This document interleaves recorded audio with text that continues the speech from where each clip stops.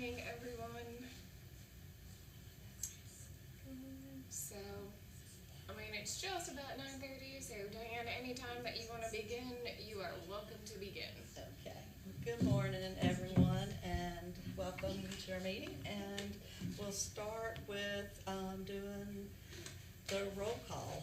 All right. So, Alexis, do you want to go through the list? Sure thing. You should be able to unmute yourself to say hello, good morning, whatever, if you would like. Don't feel obligated to make a speech, but we'll just go down the list here, and we'll start with Cynthia. Morning, everyone. I'm Cynthia Daniels Hall. I'm a parent advocate out of Wake County. All right. Joanne? Good morning. Good morning. Oops, there we go. Good morning. I'm Joanne Caratelli. I'm a parent advocate from Onslow County. All right. Diane? And I'm Diane Coffey, and I'm a parent and a parent advocate from Watauga County. All right. Megan? All right. Abby?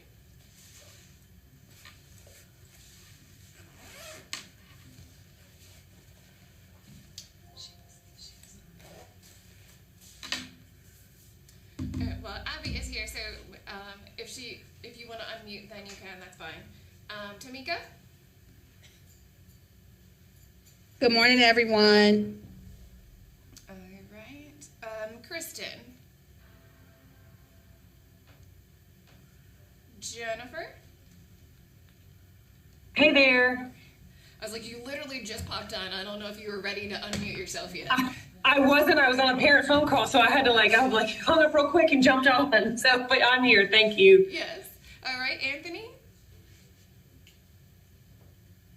Good morning. I'm Anthony Baker. I'm the regular LEA rep out of Alamance Burlington School System. Good to be here. Sorry, Christy, didn't mean to skip over you. That is perfectly fine. I was going to let Anthony go ahead and take the lead. I'm Christy Grant, the regular traditional LEA or PSU Exceptional Children's Director. So I'm glad to be here and be a part of this team. Thank you. All right, other Christy? Christy Hutchinson. I'm the charter school representative, special ed director for the district. All right, Amy?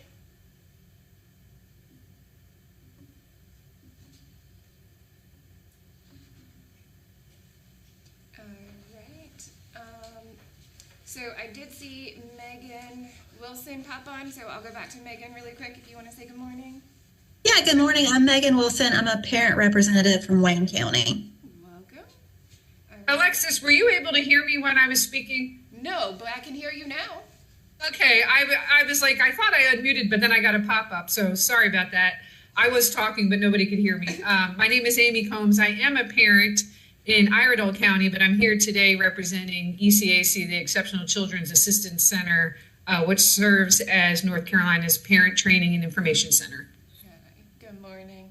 All right, Kelly?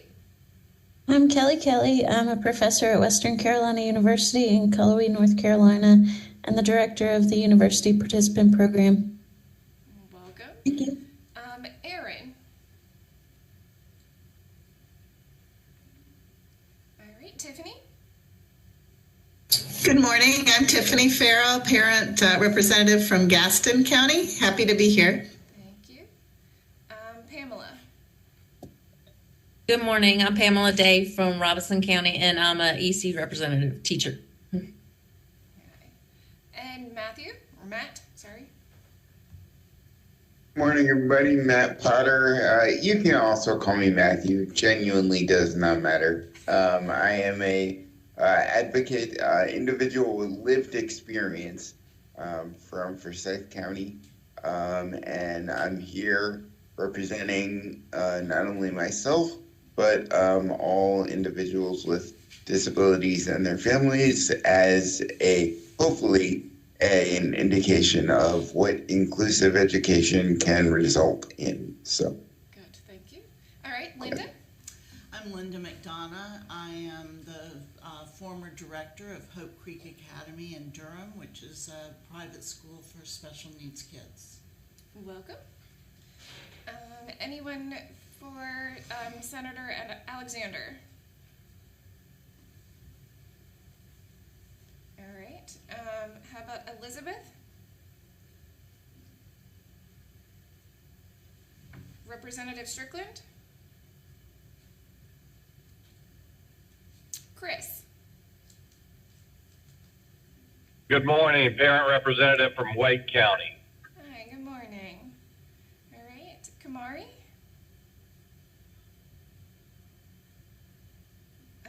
Lisa? Adam? And Kenya?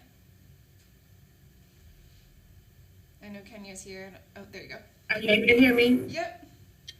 Good morning. I'm Kenya Bia. I'm Director of Federal Programs representing Juvenile Justice Education Services. All right, welcome. And is there anyone that has popped on since and that we overlooked? All right, I think we are good. And we do have our quorum, so we can go to the approval of agenda and the summary of actions. Are there any adjustments to the agenda that we know of currently, Alexis? No. Okay. So Can you tell then me if the everybody will review the agenda and we'll move to approve it.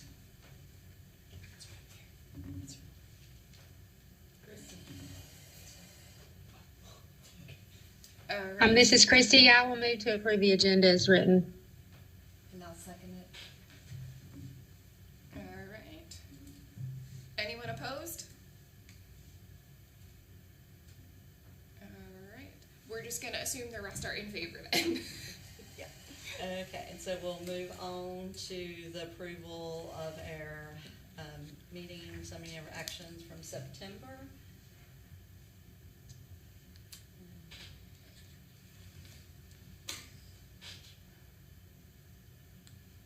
Give everybody time to look over it if they have not already looked over it, and I think she's got it up on the screen for us. This is Megan. I'll make a motion to approve those. Thank you. Second, Cynthia. Is anybody opposed? Never mind. I don't know if you heard Diane's quietness over there. I know. I think it's Anyone before. opposed? All right. So then we will, unless you have anything else, are you ready to just get started with I'd say let's go ahead and get started. Okay. So I think our first Sherry. is for Sherry and Matt. Good morning. I think so. Yes, okay. Good morning. This is Sherry Thomas. I am the Senior Director of the Office of Exceptional Children, and delighted to be here with you today to give you some of our office updates. I'm going to kick it off with our Assistant Director, Dr. Matt Hoskins.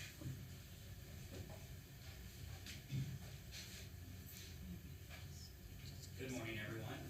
As always, delighted to be here with you and excited to provide an update related to one, the mental health reports that are coming in from schools, but also just some things that are happening with additional work around mental health and grants coming out from the Department of Public Instruction. Let's see, who's controlling that? Sorry. In terms of the mental health reports from schools, I can talk through just kind of qualitatively what we saw in those as they were coming in. I don't think that it would be surprising to anyone that we see post-school closures, post-kids being in virtual learning environments, we see some increased need to teach social awareness, relationship skills, those young students that were a lot at home, even in kindergarten and first grade, and coming into school and not having those early experiences to learn just what it means to be in school and how to get along with others in a school is showing a lot of increased thought and emphasis on how that becomes a part of instruction, though incorporated throughout the day into other curricular areas. Certainly seeing that is being a need, but also seeing quite a bit of responsiveness in those plans. Also seeing a real big increase in the ability for districts to engage in risk referral protocols. So if they have concerns that a student may be considering harming themselves, harming somebody else, we're seeing that the practices that are described in these plans are much more aligned to evidence-based approaches that are clearly defined in research, have very clear delineations of the actions to take, who's involved and who's responsible. So it was good to see those in the plans as well. We're also seeing an increase in the number of memorandums of agreement with local providers, seeing some of that reflected in things like programs, like day treatment programs that they're collaborating on. So those were all, I think, positive things that we saw in the reports was general understanding of how to do these things and some collective effort around doing it and doing it well. Still seeing, though, a wide variation in terms of both within the schools and within the community what's available in terms of just accessibility. So those are things that we are working hard on as we think about equitable access to mental health services and really thinking about how the school can be a hub for that. That's where our kids are. Knowing in some of the research that we've conducted in the past in North Carolina that things like transportation can prevent up to a third of our students from accessing mental health services, that there are some real advantages to thinking about how we can support that in school. And wanted to transition to also just provide some updates on Project Aware, which is a grant that we have through SAMHSA, which is a division of the National Institute of Health. And Alexis, if you don't mind to go on to the next slide. We currently have 2 active grants with SAMHSA. One, we're going into the 5th year of a 5-year grant, and one we're going into the 2nd year of a 5-year grant. Let's see, can we go? I was going to do one more. Yeah. Okay. And so currently we have 6 sites, 3 with each of those, that we feel have a good cross-section of the state, both geographically and demographically in terms of the population of our states. We have Cleveland, Rockingham, Beaufort, Jackson, Nash, and Sampson. And what we really hope, we hope to do a lot of learning through these sites. I think some of the things that we have learned is that it is good to have a solid framework for mental health services in terms of what some of those collaborations and partnerships could look like, but that you can't dictate one model across the state of what mental health is going to look like because of the diversity of resources that are there, and there really needs to be that local level flexibility and decision making supported through kind of the work of the state, making sure that evidence-based practices are being selected and that kids are getting equitable access to that. As we're, one of the things that I'm really excited about this Project Aware work is we've started to get quite a bit of interest in the return on investment and the sustainability of this. So obviously we've gotten external grant funding sources from SAMHSA to support this in these districts, but what we're seeing in terms of already outcomes, so decreased things like need for emergency mental health services or things that are very high cost, we're seeing the preventative nature of some of these things likely is going to have a good return on investment that I think will make a good case for potentially sustaining some of this funding over time. And so we have partnerships with the Sanford School of Public Policy at Duke and UNC, their economics department that are currently doing a large return on investment study of this, looking to see what parts of that those mental health grants seem to have the greatest impact, what type of mitigation occurred during COVID in terms of mental health outcomes, and then also just seeing decreases in high-risk behaviors, incarceration, need for intensive services, how what we're hoping to find from this is that we're actually getting a return on every dollar that's invested that exceeds that dollar investment long term. Also know that with that grant, we're partnering with DHHS on that grant. They've released a comprehensive mental health plan in which Project Aware and sustaining funds for that plays a predominant role.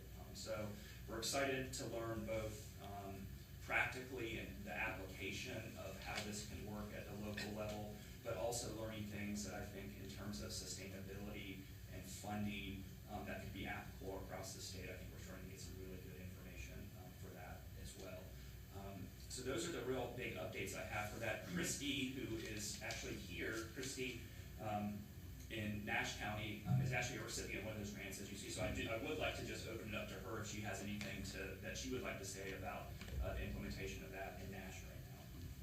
And don't worry if you don't want to, Christy, but just wanted to give you that. No, you know I love to talk, especially about some of the great things that we're doing. I really feel like exactly what you said this grant has done has really helped us open up that we really need to work on that solid framework, like teaching those skills and embed them within the curriculum at all times, not just have that 1 30-minute session where we're working on some social skills, that it's really going to take a full day and a full comprehensive framework in order for us to really work on and address the needs of our kids. I think since we were already doing some of this work, we are actually seeing a spike because we're getting better at identifying the needs of our children earlier. But I do feel like that will start to come down now that we are able to identify those skills, what the true needs are, and implementing within our core at all times some strategies to try and prevent, if that makes sense. So yes, I do think we'll eventually see that come down. We're just getting better at identifying, if that makes sense.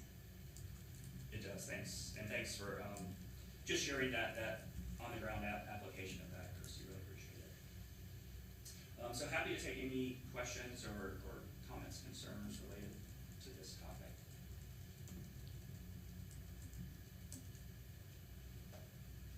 Sherry, you have the next topic.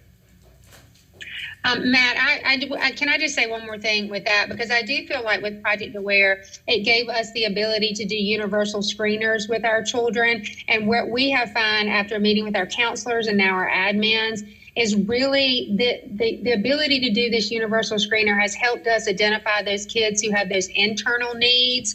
Like, we can see the kids and we know the kids that have the external needs, but really being able to see those internal needs of kids is really helping us address a group of kids that we were just unaware had the need that they had until we were really able to get in and dive into universal screeners.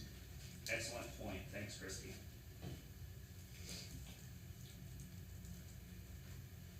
So one of the next items that council asked about was to look at if we could give an update on child count numbers.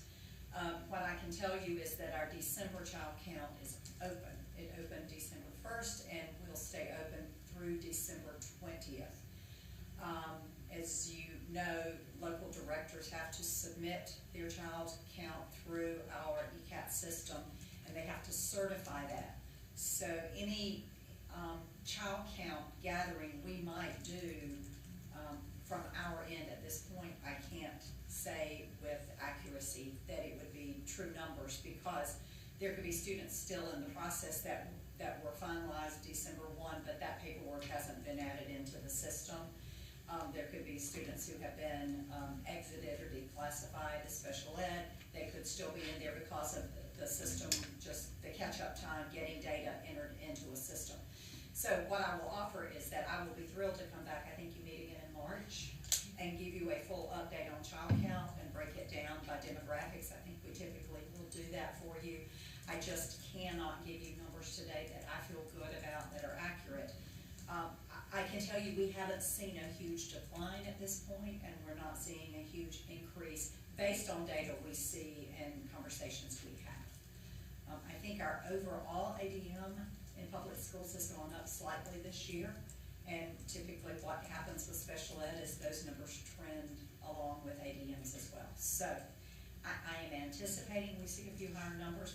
December is usually lower than our April because of the whole process of the kids starting to show those needs and teams getting evaluations done. So what I can tell you is we haven't seen a huge drop. We are not concerned that we are serving far less kids. I don't think we're over-identifying students either, but we'll have some real data for you to see come March. Yes, ma'am, Linda. Can you tell me what ADM is? I am so sorry. Thank you for asking about that. It's the average daily membership. Okay. So it's the number of students in a school, a public school district, and that's traditional schools and charter schools monthly. Okay, thank you. Look at that. That was a great question. Okay, next slide, Alexis. The second item for me was around teachers of exceptional children and looking at the open positions and the vacancies and the number of non-EC certified teachers. We have a report for that. It is not finalized as well. So you guys were really on, you preempted all of our data collection, let me just say. You're thinking ahead. In March, we will have that certified report as well and bring that back to you. It's a table we have to submit to the Office of Special Education Programs, OSEP. And again, it has to be certified and verified, and we have to go in and make sure that we don't have duplicate counts and everybody has reported accurately. So I will be able to come back and talk to you with some accuracy about that. What we do know is that we have huge gaps of licensed teachers. We have school districts that are struggling to fill those positions. We know that they're also doing the very best they can.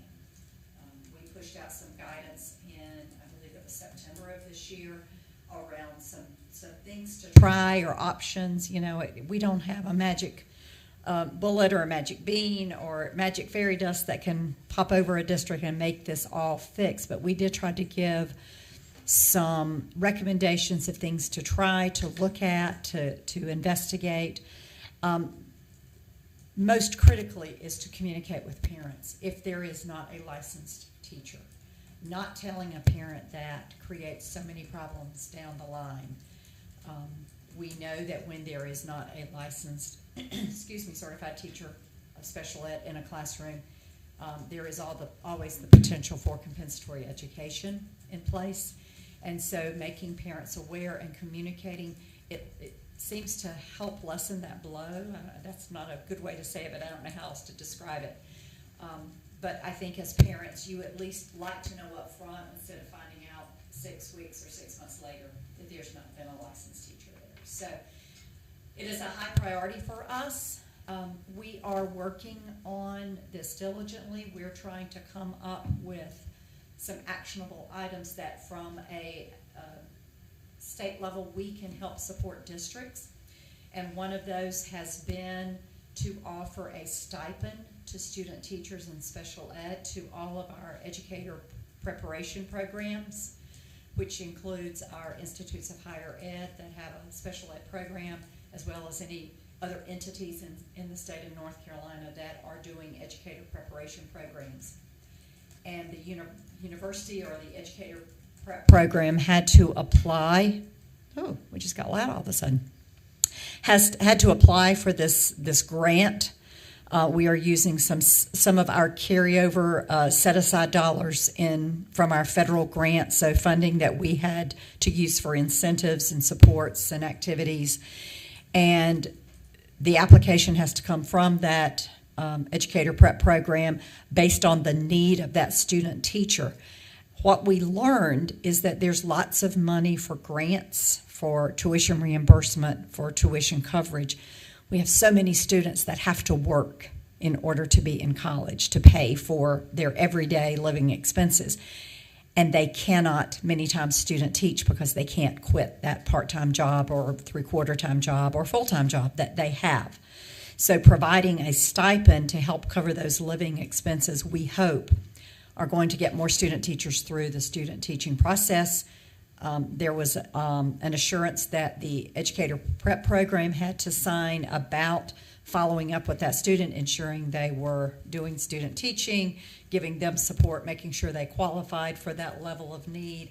From the student teacher side, they have to sign an assurance that they will seek a license in North Carolina and seek employment for 1 year.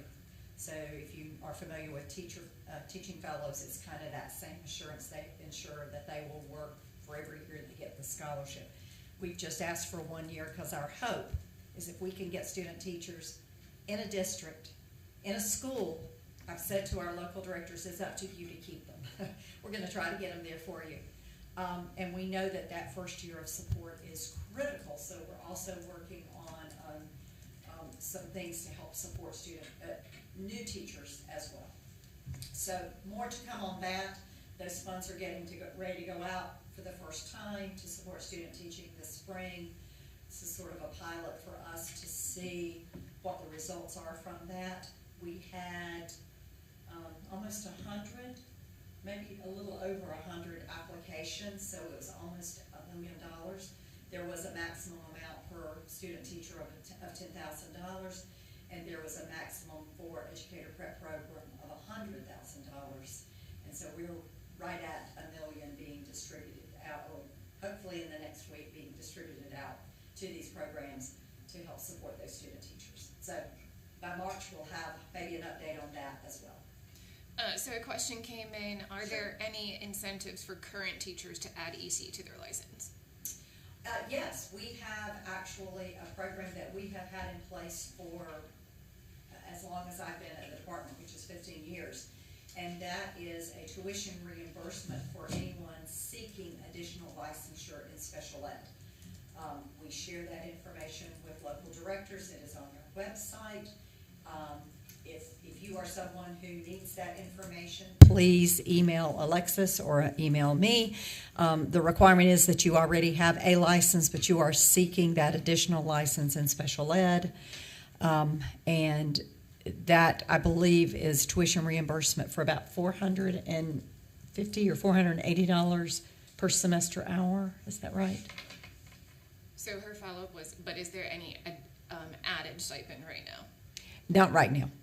That we have nothing else added at this time, other than we are working with the Council for Exceptional Children and our in-state North Carolina Council for Exceptional Children to provide some mentoring and support for our teachers first through third years. Amy asked, are there incentives to retain current EC teachers? Other than those that I described, local districts will do sometimes some hiring bonuses. At the state level, we do not have anything at this time. We do understand that that's a huge need.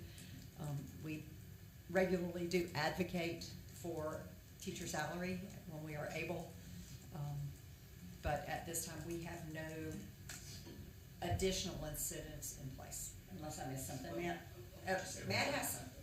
Okay. Well, I'll just say that the CEC is really aimed at retention.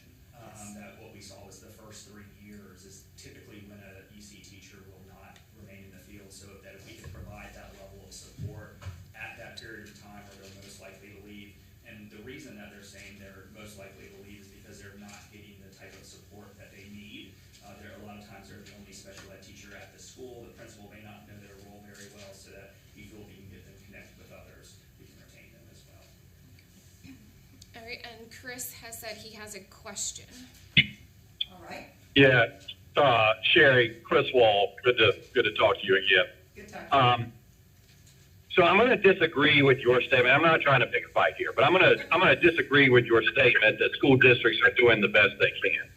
I think if you recall my personal situation, which you've been privy to, we went without services for 7 months before we found out on our own about compensatory services. So I think one of the, and then dealing with a situation, a personal situation where we went without exceptional children teachers for several months and were never notified that the individuals and the substitutes that were coming in were not licensed. I mean, we found this out on our own. I think one of the things that we are going to have to, and the reason why I say that school districts aren't doing the best that they possibly can, is because they are dependent on the schools within those districts. And the attention to special needs services varies from school to school, which we have found out. So I think some standardized training and some standardized rules and procedures that alert parents to what compensatory services are, because I'm going to guarantee you the majority of exceptional children parents do not know that that is available. And I would, some training as to, when the schools are required to alert parents that they that, you know, that substitutes or uncertified teachers are there is something that we need to think about and make some recommendations on. And then, you know, I get the fact that we're, you know, I think your study is going to show we've got a big gap. Right? There are a lot of unfilled, exceptional, special needs teachers that we need across the state. Were you aware of, or did you see the RTI study that was discussed yesterday at the General Assembly's Joint Legislative Committee on Education? I have not seen that study, no, and I was not So you part did- of that meeting yesterday. You guys did not participate in that RTI study. I am not familiar with that study, if it was about teacher vacancies. No, it was about changing the way special ed resources are allocated within our state, which ostensibly then could help with teacher vacancies. And I will get a copy of the report and provide it to Alexis so she can distribute it. But I think that's something that. I'm sorry. Are you referring? When you said RTI and teacher vacancies, that's where my head went. I am aware of the study that RTI completed around our funding model and looking at service funding model over a flat percentage model. Yeah. Okay. Well, I think that's going to play into. I agree. The teacher shortage. Yeah. I agree. And so, I think everything you said is absolutely valid.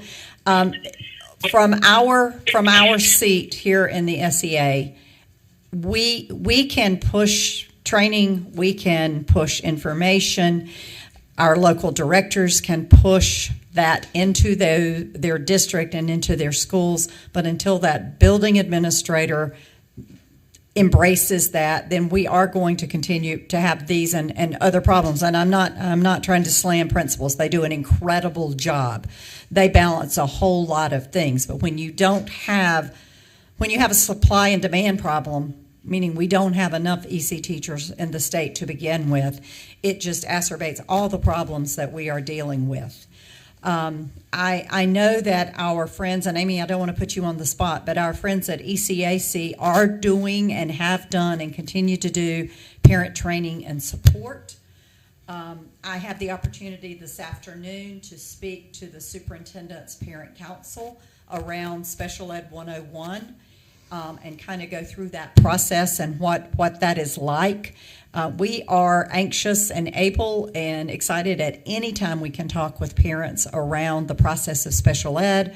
We have developed modules for our school folks to go through in Canvas to ensure they are following the EC process. We monitor on the EC process, but at the end of the day, you're right, unless a parent notifies us, there are sometimes we don't know that there's not a licensed teacher in that school. I think back to the days when special ed teachers had to fight for jobs, and now we're fighting to find a licensed person. I think it's not just special ed that's being affected by that reduction in force that we have out in the field. But I do appreciate your comments, Chris. Thank you. Yeah, and Tiffany just, as Chris was speaking, Aaron was agreeing that there's a lot of parents that don't know and are going to have questions, and Tiffany agreed the same in Gaston County. And she also was asking that we forward this conversation to our legislative representatives so that they can take some action as well. This is Chris. You can guarantee that I am doing that. Thank you. Any more questions on this topic before I move to, I think I have one more. If I could interject, this is Joanne. Can you guys hear me? Yes. Okay, so I serve here as a parent member, but I'm also a veteran teacher. This is my 25th year as a regular ed teacher. And when you talk about the supply and demand issue, I can tell you a big reason why our EC teachers are fleeing is the workload is tremendous and it's unsustainable. And that's what needs to be restructured for these teachers. there are EC teachers, right? Imagine they have a classroom all day with with no breaks, if any. And then the paperwork is daunting. They're at school till 10, 11 o'clock at night, almost every day just to keep up. It's unsustainable, and so they're fleeing. So there's got to be a way that there's somebody else who's either responsible for the paperwork or there's other staff. It can't be the way it is here in North Carolina. In other parts of the country, a department chair teaches maybe one class and the rest of the day they take care of administrative things. That's not how it's structured in North Carolina. So the system isn't made to survive. It's just not going to work if that doesn't get fixed. You could get teachers here all you want, but within a year or two, they're going to leave because that's what they're doing, because that job, the EC teacher, works 10 times harder than any other teacher in that building. I feel guilty as a regular ed teacher leaving when I see them all sitting there, and I know they're going to be there for another 6 hours.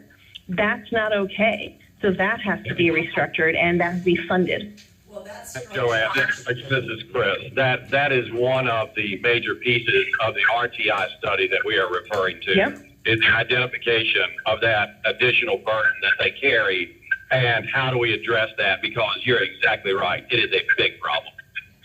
Thank you. I didn't see the study, but thank you. I just want to give my eyes on the inside perception too. So thank you. Well, one, I am happy to provide that study to Alexis, and she can share that out with council. Secondly, the structure you discussed is actually a district structure. That is not mandated by the state. We have not set up a structure that all that paperwork has to be done by that classroom teacher that's instructing the student.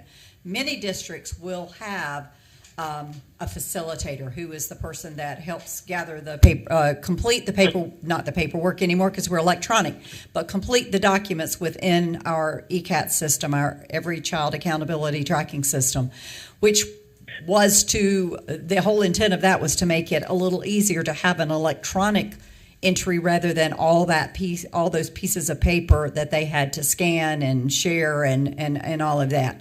But Understood. a lot of so if that's the case, then perhaps the state needs to mandate that. So it's not a county by county decision, because you're going to have counties that are just going to expect those teachers to martyr themselves to do their jobs for the kids, and that's unacceptable. So perhaps the state needs to mandate that instead of leaving it up to the counties. Thank you. Any other questions? I was just going to add something to the conversation. Part of the reason why I put that in the chat box, asking if there was any incentive to keep the current EC folks in place, is because, they absolutely need more support. And honestly, a financial incentive may help as well. When we went to the annual conference this year, I actually got in a conversation with a speech pathologist, and she was super frustrated because she said, I've got this huge caseload. I've been doing this work for 20 years, and somebody new that comes in, they're offering a $10,000 hiring bonus. And I'm here 20 years putting in all this work, and I thought, man, that's got to hurt. And you kind of go, well, no wonder people are getting frustrated and fleeing. And so that was part of my question about, what are we doing to keep those folks in place? But I get it that it kind of is in the hands of the LEAs, and I don't know why. I don't know why it's why it can't be fixed at the local level. I would just like to add to that, being an EC teacher of 25 years, I agree with that. There's no incentive for me staying in the classroom, but yet I still get the majority of the burden of all the paperwork, even with the new teachers, because I've got to train them, and then I've got to help assist and make sure all of that is done correctly and by federal guidelines. So it's this additional stuff put on the experienced teacher that doesn't seem to be recognized often, that causes people to leave and is causing people to leave permanently. They just said they're fed up with it. I understand that the electronic part of it was supposed to make it easier, but it just has us at home on our computers doing all the paperwork. Hey, this is Jennifer from Charlotte. I know one of the things that CMS has tried this year is we have something called processing coordinators. Now, my principal funds me as with ADM money to be a facilitator to do the paperwork. But there are, I think there's 40 of them in our district that go, and they have 5 schools and they help with MDR. So that's something that that just started. We kind of are building the plane in the air with it, and it's got some glitches this year, but it has been helpful for to take that load off of teachers. So that's something to offer to districts as well. But I do think some of the things that we're seeing now is the overrun of paperwork is because so many people are having mental health issues. So many people are struggling because of being out in remote 2 years, that we're seeing that all these parents are coming out, and they're requesting EC testing. They think it's a savior for, and so I know that, at the beginning of the year, my husband had almost 20 open cases of parent requests at his school. And then I had about 10 or 11, and then they didn't even meet the requirements. So that's the stuff that's really a struggle right now, I think, at the school-based level. But again, CMS has tried to do these processing coordinators, which they do MDRs, they do some of these initials, they do some of that to kind of take the weight off. So I'm not sure if other counties can look at that model. And again, ours isn't perfect yet, but that's something to look into. MDR is a manifestation determination report when a student has been suspended, getting close to that 10 days, which by federal law, you have to do a review to determine whether it's a manifestation of their disability or not. So I'm trying to help you with those acronyms. Sorry about that. We're speaking acronyms, sorry. No, that's fine. We all slip in. If you're in special ed for 5 minutes, you slip into those acronyms. What you just described is something that I actually was able to do years ago in a district. We were called diagnosticians, but we were assigned to a school. We did all the testing. We did the majority of the paperwork. We helped develop that IEP with that teacher. We helped facilitate those meetings. I moved into a different position in that district, but that district finally had to, because of cuts in budget, reduce those positions and put those folks back in a classroom. So I know money is not the answer, but money enables a lot of things to happen differently. So I guess my parting remarks about this topic is please reach out to your legislative folks to let them know the critical need we have for a different way of looking at special ed funding, because we are being funded at a percentage. There's a cap, 13%, which has increased, and we're thrilled that we're at 13%. But that's meaning whether you get 30 minutes of special ed service a day, 5 days a week, or you are in a separate setting classroom with OT and PT and speech and maybe a nurse, the state is funding both of those students at the exact same amount of money, and that districts can't cover those high costs and those high needs any longer with personnel or with services. It's getting harder and harder because those dollars aren't stretching like they used to. So I will get you that report for you to share because it's public. I'm happy to do that. And then the last item for me was around some updates from our 71st Conference on Exceptional Children that we held November 2nd and 3rd. I think I got those dates right. We had about 850 folks in attendance. We did our pre-conference institutes on November 1st, and then our general conference was on the 2nd and 3rd, which was Thursday and half-day Friday. We were honored and blessed to have Dr. Dudley Flood as our keynote speaker, who, if you've ever heard him speak, was so inspirational and did such a beautiful job of talking about the value of educators and their importance. And I know that the people sitting in that ballroom at the Corey Center left uplifted and encouraged and motivated just from hearing him speak.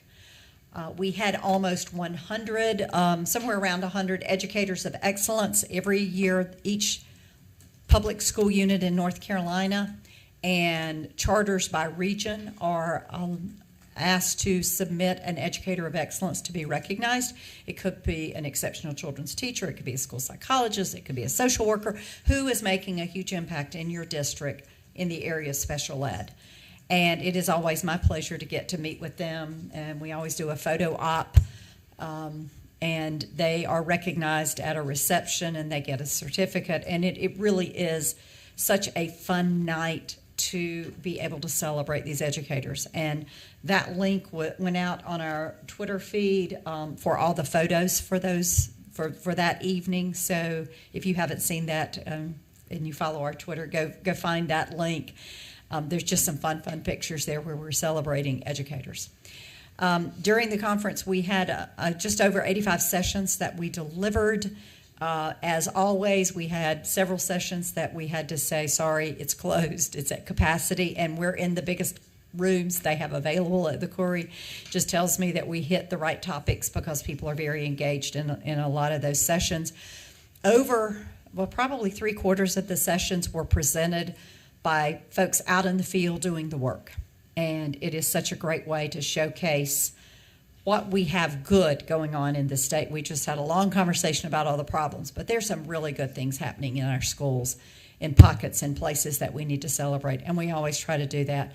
And a little out of order, but we did have about 11 pre-conference institutes focused on a specific content area. And we also did an administrators institute there for our EC directors or charter EC coordinators, looking at our new state improvement measure that we are launching come our state performance plan and annual performance report with OSEP in February of 2023. We have been focusing on graduation rate. We're in a new cycle now, and so we're shifting to 4th grade literacy, looking at all districts that are under 25% proficient at 4th grade, and then targeting special ed in particular. So we'll have more to bring you on that in the coming meetings. Any other questions for me? Thank you. Thank you for your engagement. Thank you for your comments. Keep advocating out there. We need your help in doing that, so thank you for that.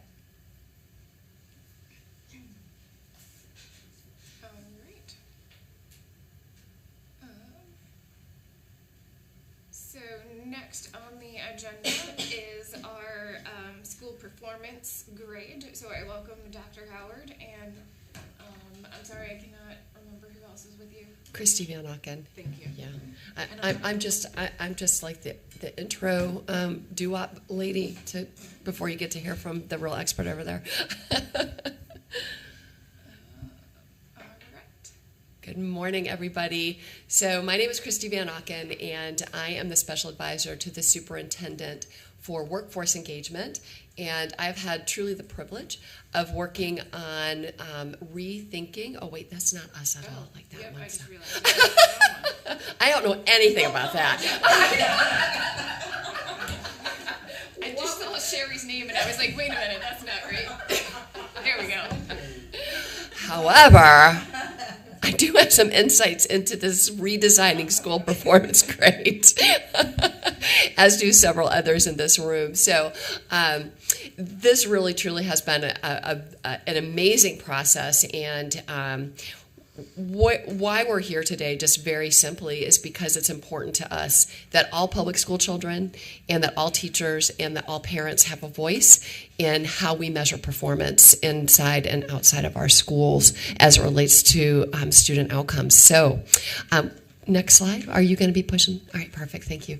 So I wanted to share very high level, and I'm not sure how many of you have optics on this, but Operation Polaris is the superintendent's strategic plan, and it focuses on those satellite areas and the creation of the Office of Learning Recovery, which is right there in the center.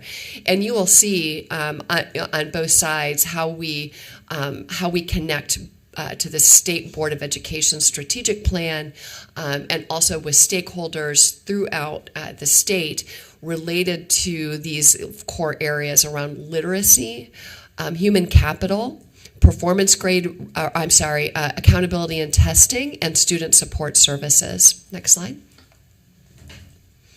So this particular work falls under the goal of testing and accountability. And one thing that came out of the first bullet that you'll see above where we're focusing is the portrait of a graduate, for us to start to really think about what are the competencies that all students should have the skills and competencies that they should develop while they are in school to be prepared for life and a confident post-secondary plan. So now we're moving on to this idea around school performance grades and what we would like to do to create a more multi-measured, more balanced model of accountability. Next slide, please. So why now? Like, what is, why are we embarking on this work? And, honestly, the pandemic really shed light on the inadequacy of our current model, which has this very high, very high stake in the ground, if you will, around testing. And the idea of proficiency as being what we're aspiring to, and a little bit of growth. So the way that the model is now is really kind of mirrors what the federal model is, and Dr. Howard will speak about this a little bit more. But what we found is that after the pandemic, we had all of these schools that sank into this low performing category despite their heroic efforts. And what we also see is that there's often this linkage between how well a school does on their letter grade, ABC, and their socioeconomic status. And we just know that there are other measures that could help us really capture what's happening, the excellence that's happening in our school, without sacrificing the academic rigor that we all need to be committed to, frankly, in North Carolina and throughout the country. So we want to reduce our reliance on only relying on test scores at one and done, single day, and add these other quality school indicators. So things that you might hear about are things like the portrait of a graduate competency attainment, or school climate scores, safety, parent engagement, which might be really interesting to this group. But be mindful that the federal requirements will continue to be met, and we're not going to talk about proficiency as it relates to these other indicators, but that's because it's a given. We will not. We will have to continue to aim our sights towards proficiency in the entire student population, and so that's not part of this conversation, but not because it's not part of the model. Next slide. All right, so just as a quick overview on the school performance grade redesign timeline. So we kicked off the work in September, and this is fast but comprehensive. So we started with this idea around, all right, so what are we going to do? Who do we need to get in front of? We created an advisory group, and I'd like to give a big shout out to Ms. Kamnitz, who's on the state board, also as part of our work for school performance grade redesign, has been a tremendous voice on that committee. Also,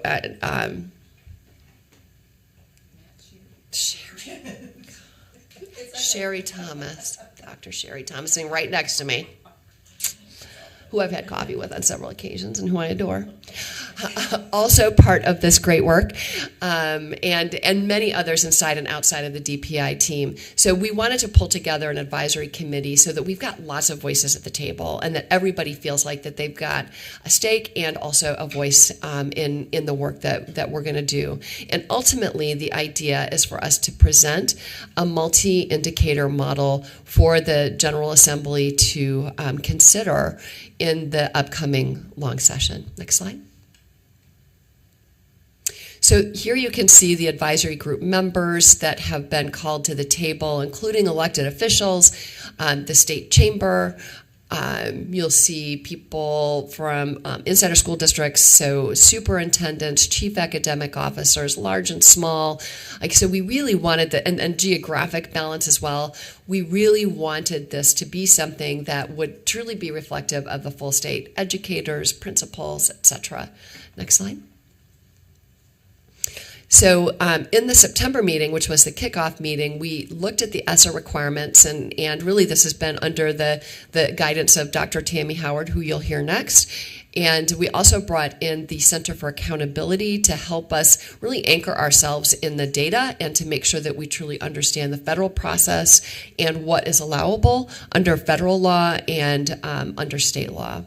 We looked at North Carolina's education values and started to really think about what is that long list of potential indicators that we should include in a model to present in January. Next slide, please.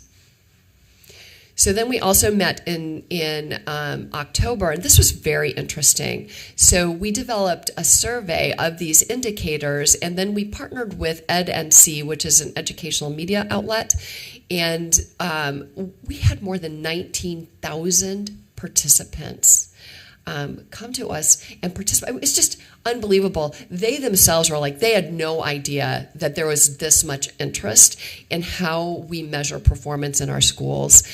We had more than 5,000 people leave comments. So, and this is across the state. You can see that map down there, which shows you where participants came from. It was very balanced. So from throughout the entire state of North Carolina, there was just huge, broad interest in this.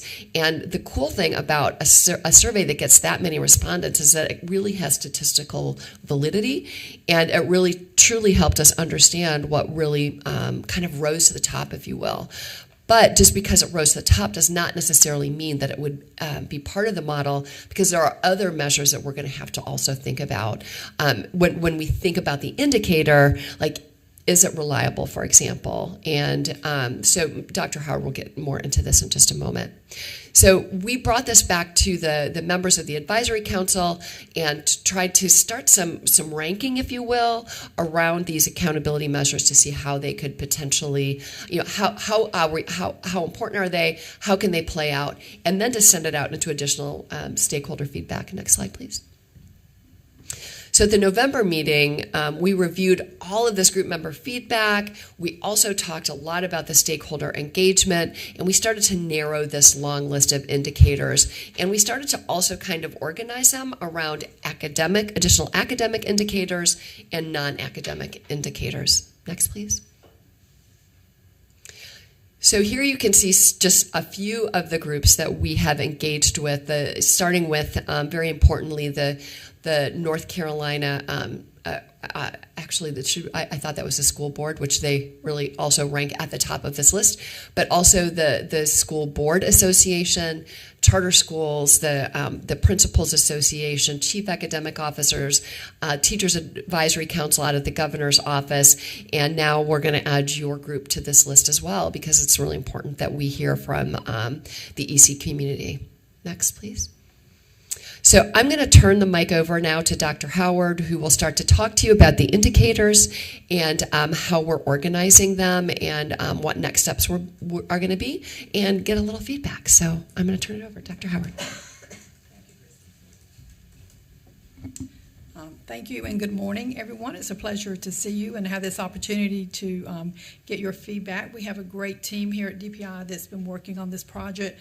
Not all of them could be here today. Dr. Michael Marr, our deputy, is very engaged in this work, as is Andrew Smith, who is an assistant superintendent, and Angie Mullinax, who oversees innovative practices. So quite the little team here working and making sure we get lots of input and feedback and lots of rich discussion as we move forward on this work.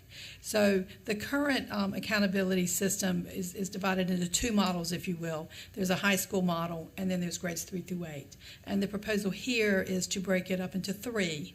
So there would be grades 3 through 5, grades 6 through 8, and then high school. And 3 through 5 and 6 through 8 will still remain to be very similar, just given the nature of those grades and the availability of different indicators for those. There could be potentially, not definitely, but some difference among the weights across those 3 models. So just to say, do we have the same weight or importance of growth in grades 3 through 5 that we do in 6-8, or is it reverse? And those are conversations that are down the road, but that just gives some context around the potential of breaking it out into the 3 grade spans instead of having one accountability model for all the grades. The other important issue here, and Christy hit upon this quite effectively, is this idea of a choice model. So there are required indicators from the federal government. And currently, our accountability model is in state law. and it meets those federal requirements. And so what is potentially being discussed is having a state model, and within that state model, reporting out those federal accountability measures and using those in the way that we have to use those to identify some schools for support that are required by the federal government, but to have it be more of a state model, and that gives us the latitude to have these optional indicators. Because the difference between a state model and a federal model is the federal model requires that all schools are held to the same expectations. So that doesn't allow us to give choice. But if we approach this from a state model as the big umbrella and the federal underneath that a subset, then you can see where you could potentially have these optional indicators. And the intention of those optional indicators is to get at a point that gives a broader reflection, if you will, of the successes and the work and the outcomes of our schools. Okay. So we're going to walk through some of the indicators that are currently being discussed, and this work is very dynamic. It is occurring as we speak. We've been getting this feedback, as Christy explained, for several months now, and we have been culling down this list. And so this list is still being gone through and being looked at very critically. So your input and your perspective is very important. You never know when something that you say is going to be the difference in how we all see this, because from our lens, of course, we're seeing it from one way, and you all have different perspectives, and those perspectives are very important. So the first one here, where there was most agreement on looking at academic indicators, high school graduation rate. So federally, we are required to report a 4-year cohort graduation rate, but we can report a 5-year, a 6-year, a 7-year. And the leaning to right now is to a 5-year, and we refer to this as an extended graduation rate. So think of it as we report, of course, as we're required, those students that graduate within 4 years, but then we also go back and look at the same information and update it for that 5-year reporting out. And that's really important, because one of the things it does, it gives motivation to following up with those students that potentially did not graduate within 4 years, and to see if we can't get them over the finish line so that they can graduate within 5 years. So that is a good example of something that could be in the state model. Some of these could also potentially be in the federal model if that was desired, and this is one that could be. So the federal government does allow for extended graduation rates, but it's required that we have to have the 4. The advanced coursework in high school, this is kind of captured around having inherently honors classes, and this would function as looking at students and determining that each student has at least one of these that they have earned course credit in. So the examples we have here are AP, IB, and CTE, and the arts you will see is here. That's some of the feedback that we've gotten, that it's very important to recognize the contribution of arts, and that there are students that excel and take honors classes in the arts. And so this is trying to be very inclusive to all of those different areas of advanced coursework that students have opportunity to do in high school. And so the measure would just be looking at a cohort of students, if you will, potentially all 12th graders, and making sure by the time they got to 12th grade they had a course credit in one of these areas. The improving student group performance and growth. Now, we already have growth in our current model, which we're all familiar with as EVOS. So this is looking at growth a little bit differently and looking at it from the perspective of the proficiency. So if we think about all of our students, and of course we know that they have an academic achievement level, and we know that they have a score on the test that determines which academic achievement level they have, whether they're level 5, level 4, level 3, or not proficient. So this is the opportunity to perhaps look at that growth a little bit differently from the proficiency side of things, and to give credit to schools that are moving their students along that proficiency continuum. And there's a few different ways to do this. There are still conversations about that. That's a little ways off. But nevertheless, just the idea of giving credit to schools that are moving students down that proficiency pathway, whether we look at it from the achievement level perspective or the scale score or the percentile. There's some different ways to do that. But there was interest in a lot of agreements that this would be valued to add to the model. And then the post-secondary pathways, this one very clearly is a high school indicator, looking at students who graduate So when they walk across the stage, are they employed? Are they enlisted? Are they enrolled? And this is a good example of one that takes a little bit of work that is challenging but can be done around the data collection, because of course we have to determine that for every student that graduates. But these are the 3 priorities that of course we want all of our students to be able to do as they leave our high schools, and to measure this, to make this, so we're attending to all of those students' plans and their next steps. There was some agreement around innovative teaching and learning practices. And this is one that's been a little bit more difficult. So if you think about this at the school level, and all of these are at the school level, many of them were tagged at the student level, right? But they absolutely have to be at the school level. And this is one that would be very challenging to not just collect the information, but to collect the information in a way that it is valid and comparable across schools. So what does it mean to have an innovative teaching and learning practice? What is the definition of that? How do we determine what qualifies and what does not qualify? How do we collect that information back in a seamless way for, over 2,500 schools in the state of North Carolina? So that's one that is kind of, did not have some agreements, it did not have the most agreements, and as we have these conversations that are moving forward, it's kind of moving to the back of the list, if you will. Now that might be one that later, because as we all know, we're very much engaged in a technology world, so that doesn't mean that down the road that isn't something that we could come back and look at. In fact, just to segue a bit, Dr. Michael Marr, our deputy, has stressed that rather than just getting an accountability model and putting it in place and letting it ride out for several years, that as we go through this, we should have the practice of coming back every 5 years and looking. And so this would be one that in 5 years you come back and look and see where you are, because there is definitely some interest in this one.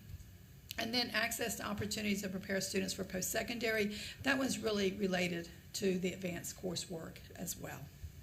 So the next slide is looking at school quality indicators. Now these are always a little bit harder because all the ones on the previous slide are very data heavy, right? That we can collect the data, we can count students, put them in the denominator, put them in the numerator, do some basic math, and we have a number that we can put into the accountability model.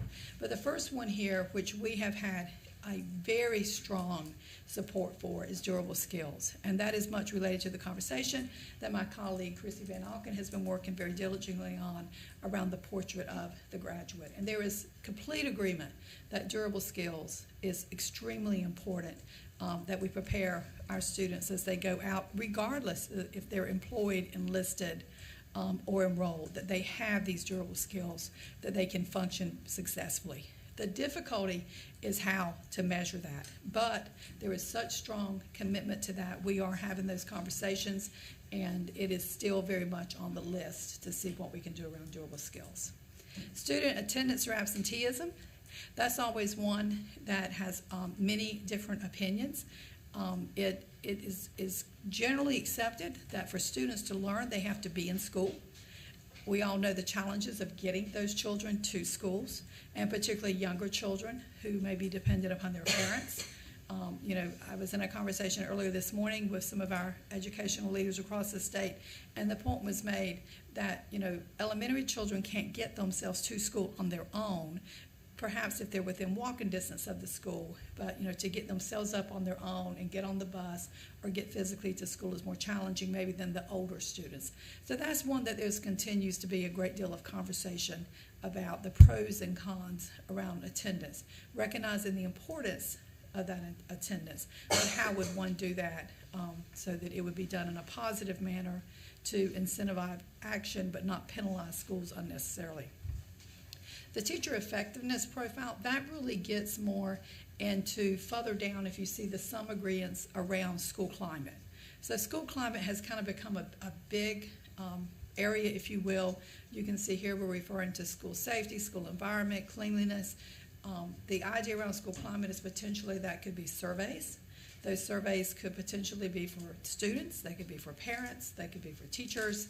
And so thinking about that as one big group and what that would look like. And again, that's a good example of one that would take significant work and significant input from a variety of groups to get it absolutely right. But there has been enough agreements and conversation, particularly around, as I'm sure we all agree, the importance of these values to give due diligence to see where we could get to on something related to school climate.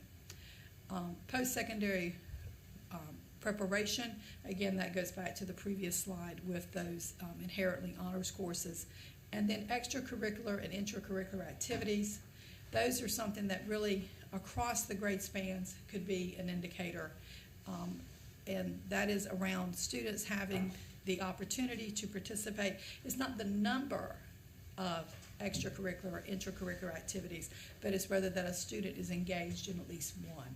So then you're getting that back to the student level, giving them the opportunity and seeing that they engage in those activities.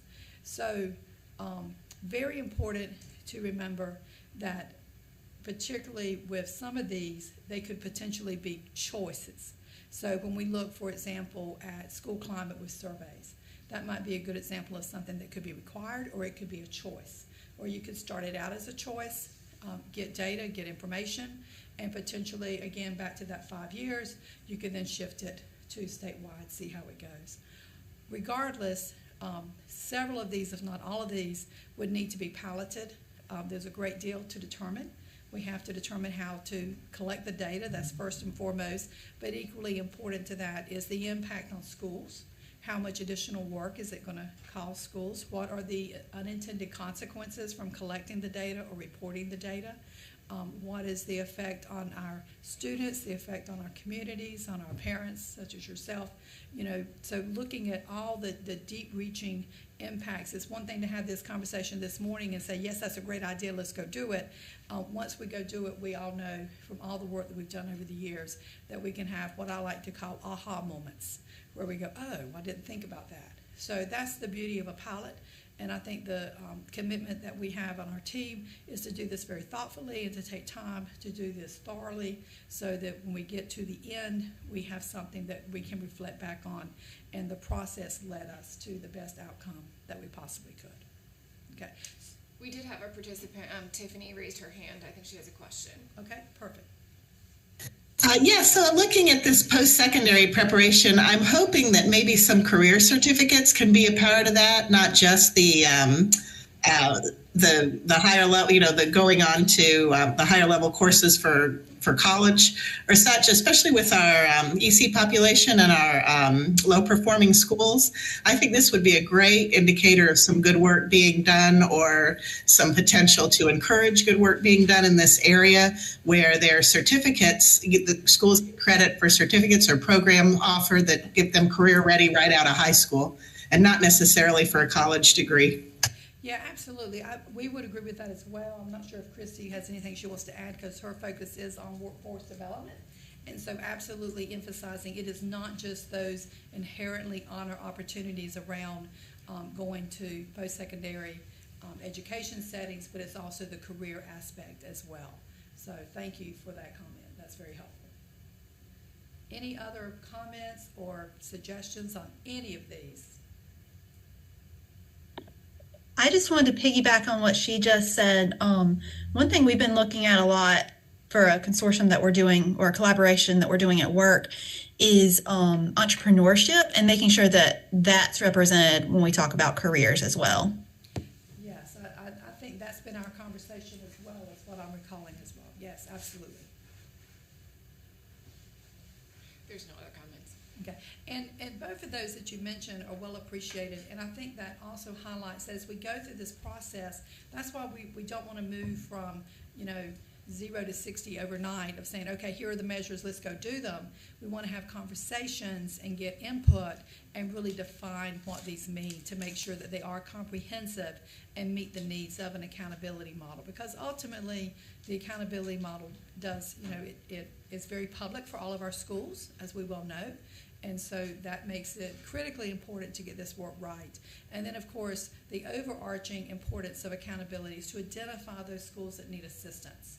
And so we want to do that really, really well. We want to make sure that we're giving that extra support to those schools that need it. So these measures are extremely important to get right. So thank you for both of those comments. Hey, this is Joanne Caratelli. If I could jump in one more time, I spoke before that I was a teacher for 20-something years. I'm a CTE teacher, so there's been a big push in CTE for credentials. So for kids coming out of our programs with licenses and certifications that make them employable. So in computer skills, like in IT, in the trades, auto repair, HVAC. So there is a big push for those types, and we've been doing that for a little while now. Mm-hmm. Absolutely, thank you. And we do work with Trey Michael, who is our Director of Career Technical Education. He's very involved with this conversation as well. So thank you.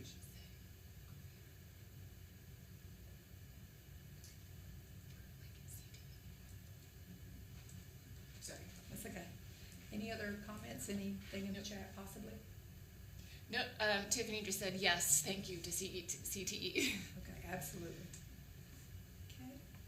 Where's my mouse? Oh, there we go.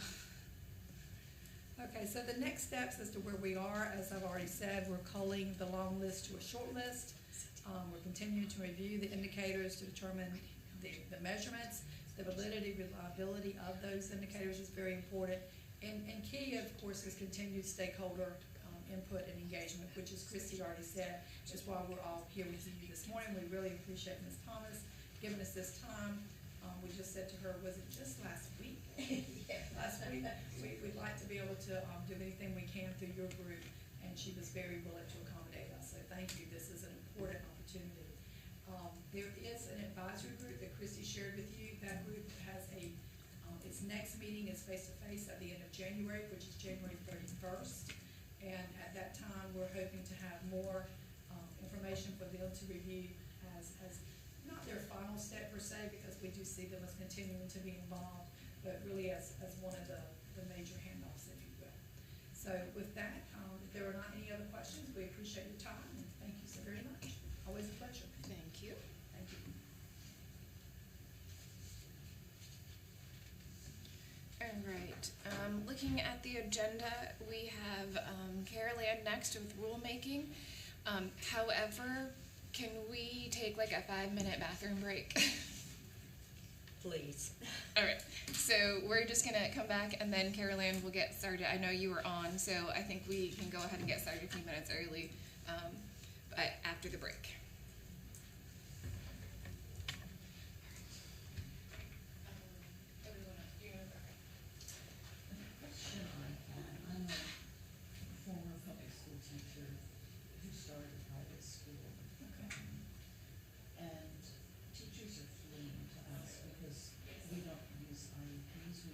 We suggest that parents keep them because they can't get the grants without them. And we find it easier just to give every kid everything free. And when you said money's not the answer, I think money is the answer. You know, for 60 kids, we have 24 staff. We have 3 full-time reading teachers, but that takes money. I know in other states, public school systems have. I'll be right back. Okay.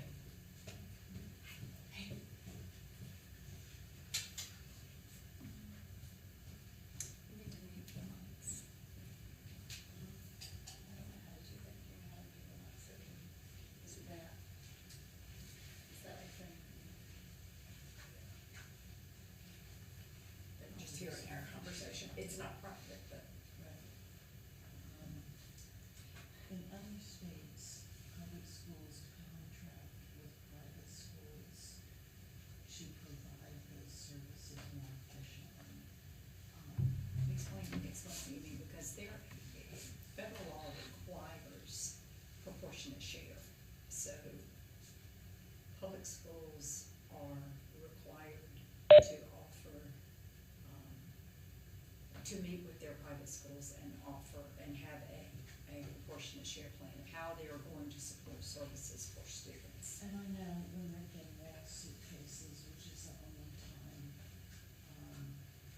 the public school will put a kid with us,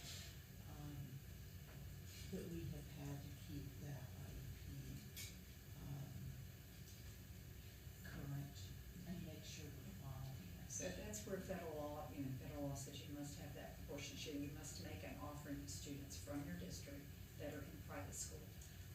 they move to private school, they in essence lose their protection under IDEA because it's only for public education. And we make sure parents know Yeah. that. Yeah. We tell them, you know, as someone who sat on both sides of the table, I have a special needs child that public schools did not serve well because she had mental illness. And there's still a lot of thought around mental illness being a choice, that if she would just choose to act better, she could. And I feel like the IEP process becomes how do parents get the most they can get, and how do schools get the least they can get of resources that there's not enough of in. But most they can get, it should always be about what the needs of that student are, not whether they get everything that, it's not a menu.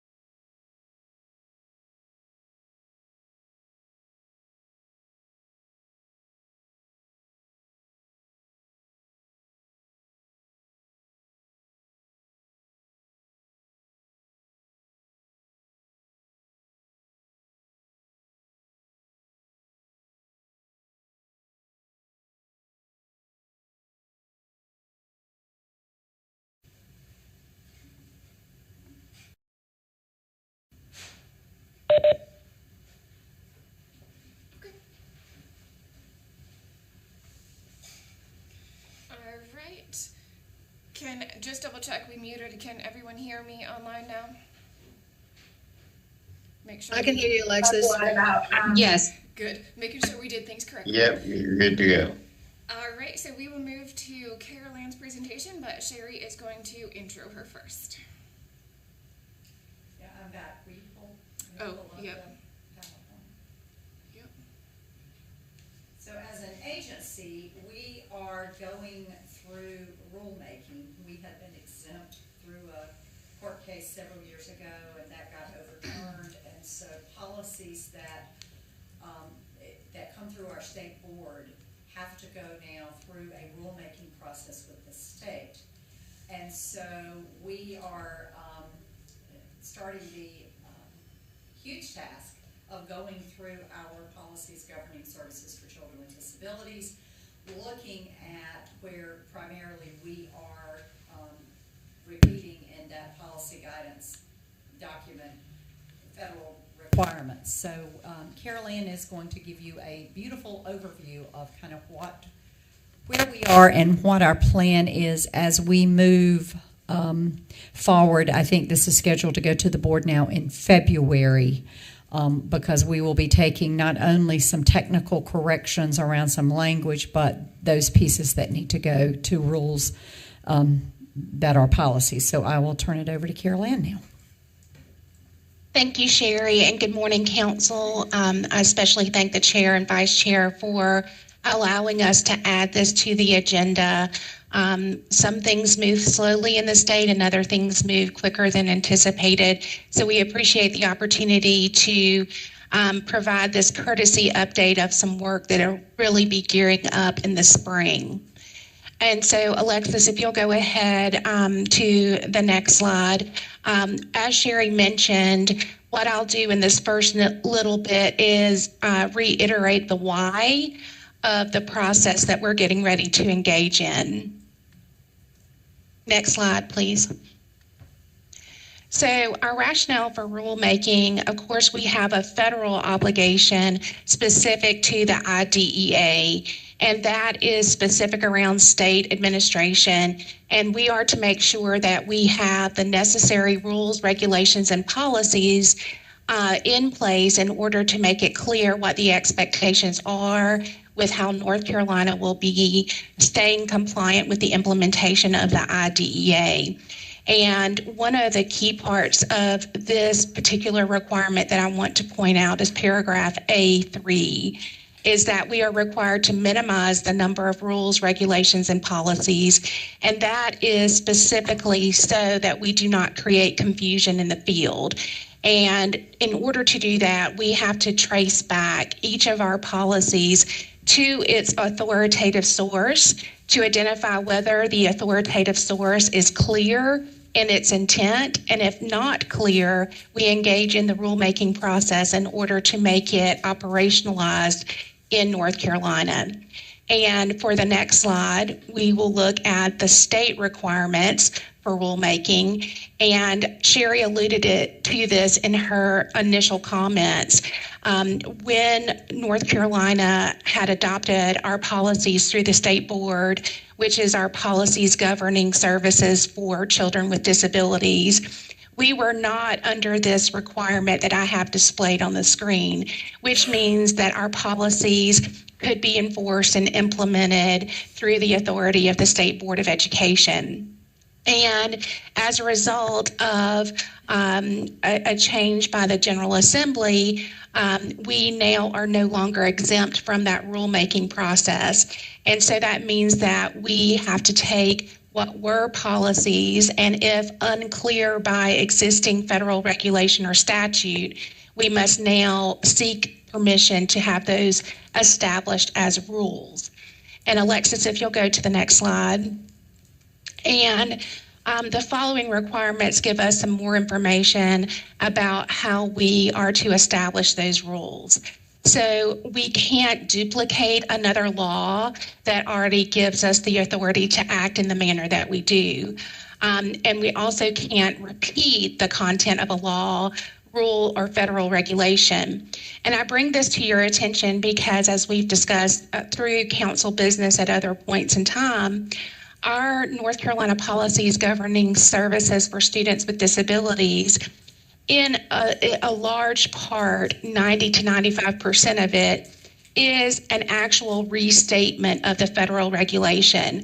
And so based on the slides that I've showed you thus far, we can't have a policy or a rule that is duplicative.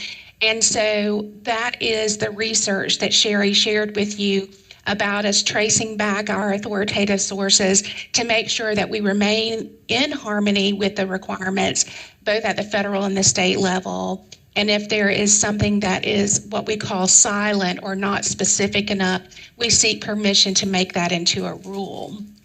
And on the next slide, please, Alexis. And this again is the guidelines for the Rules Commission, which we would have to take our rules to after the State Board of Education approves that activity. And again, it reiterates those points that I just made about making sure that there's no duplication and that the rule establishes the purpose it was intended to, consistent with the authority behind the rule. So moving on to the next part, what that means is that we have done an extensive analysis of our policies to look at the regulatory authority and then parse out what really needs to be taken to rulemaking. And Alexis, if you'll go to the next slide. I wanted to provide 3 examples here of how that analysis kind of unfolded. So, for example, this excerpt is taken from our EC policies, or our policies governing services for children with disabilities. And you'll know that it's the EC policies because it has the NC 1500 citation. And so in our policies, we have defined day, business day, and school day. Well, if you'll note at the bottom of that paragraph, we have federal authority and regulatory authority under the IDEA that has already defined day, business day, and school day. So there's really no need to duplicate that in our NC policies, nor would we have a need to request a rule for that because there's already rule and authority established. So that's one example. On the next example, you'll see another North Carolina policy from our EC policy, and it's a definition of diagnostic assessment. Now, this definition was obtained and created through the work of stakeholders when we were implementing or seeking changes for the specific learning disabilities and the identification of children with specific learning disabilities. And so the board approved our definition through the process that we undertake with the State Board of Education to implement it in our policies. However, the federal regulations nor state law define diagnostic assessments. So this would be one example of a definition that we would have to seek authority through the rulemaking process to make sure that we are all implementing diagnostic assessments or understand diagnostic assessments in the same manner. It doesn't duplicate anything in the federal regulation or state law, and federal regulation and state law is silent on the definition of diagnostic assessments. So then our third example is the definition of dyslexia. And we adopted the definition of dyslexia through actions taken by the North Carolina General Assembly and House Bill 149. And so dyslexia has been defined in the state of North Carolina by an action taken at the state level. Therefore, we would not have to seek a rule for the definition of dyslexia because through state statute and actions taken by the General Assembly, we already have authority that explicitly defines the term dyslexia.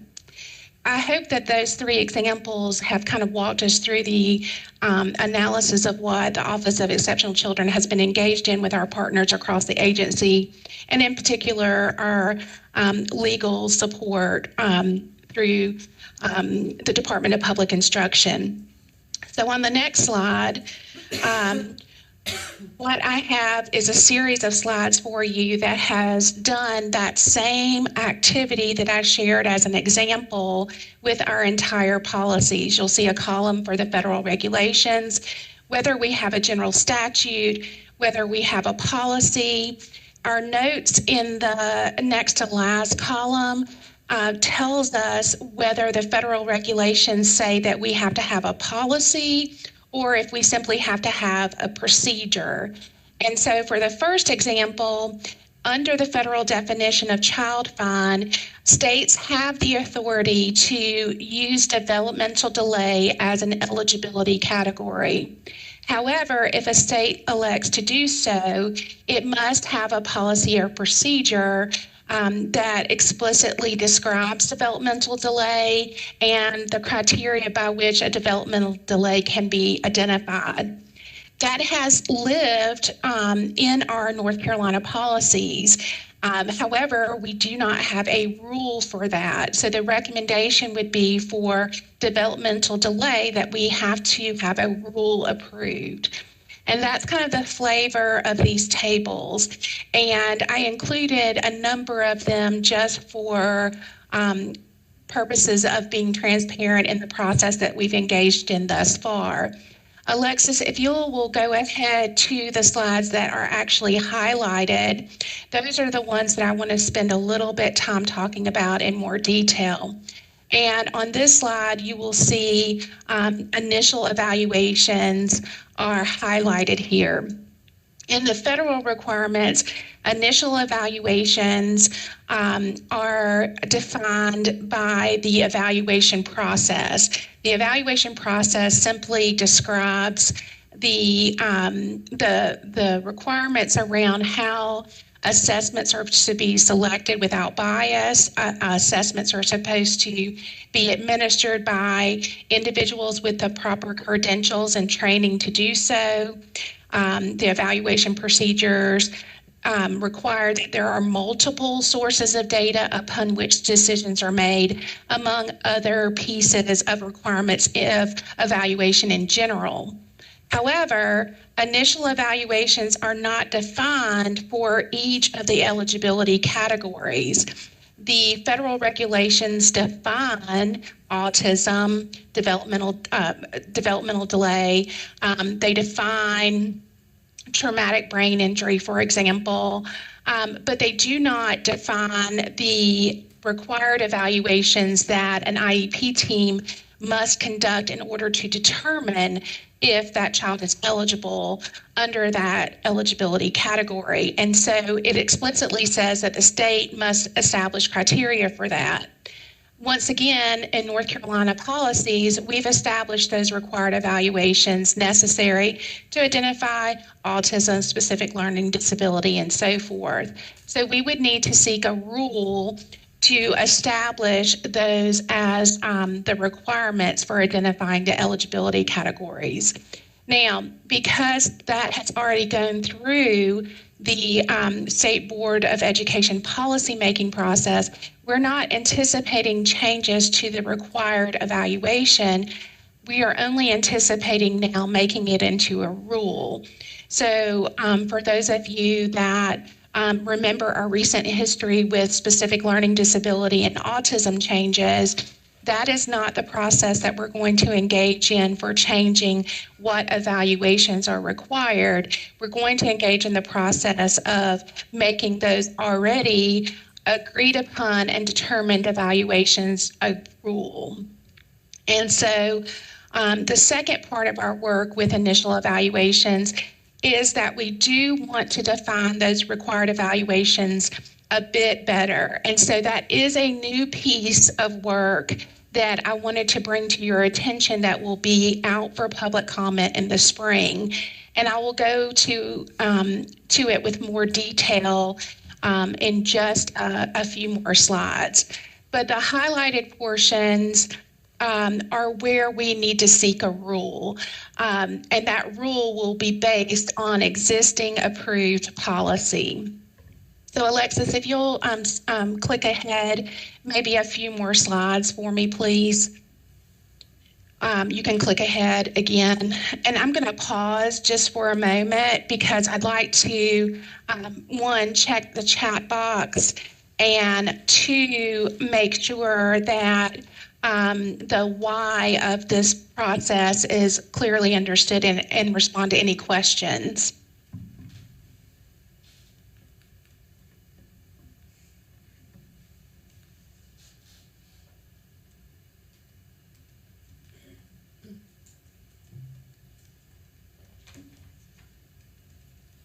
All right, Alexis, I'm not seeing anything in the chat, and I have not heard anyone open their mic, so I'm going to go forward. Amy just put a question in there. And my understanding, the policies document will go away and be replaced with a rules document. And so, Amy, that's an excellent question, and I'm going to talk about that transition a little bit later in the slides. And if I don't fully answer your question as you have it at this moment, please tag me again to come back to it. And so we'll move on with the rules needed. And then one quick question, Carol Ann. I'm Okay, sorry to sure. interrupt. I'm still struggling with the why.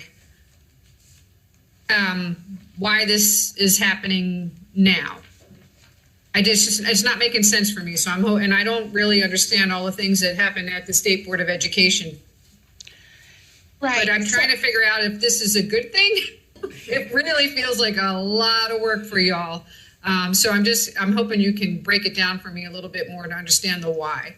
Sure. So it is a lot of work. So thank you for acknowledging that, Amy. Second of all, it is a necessary administrative task, if you will, because of the General Assembly's decision to no longer leave us in exempt status for our policies. So our policies up until the General Assembly took action was sufficient enough to be enforceable for when we monitor programs and we issue corrective action and so forth. And while they are still in place and alive and well, we have to take this administrative step to make it into a rule so that we comply with what the General Assembly has said that we must do and make it properly a rule according to state law. Do we know the General Assembly's why?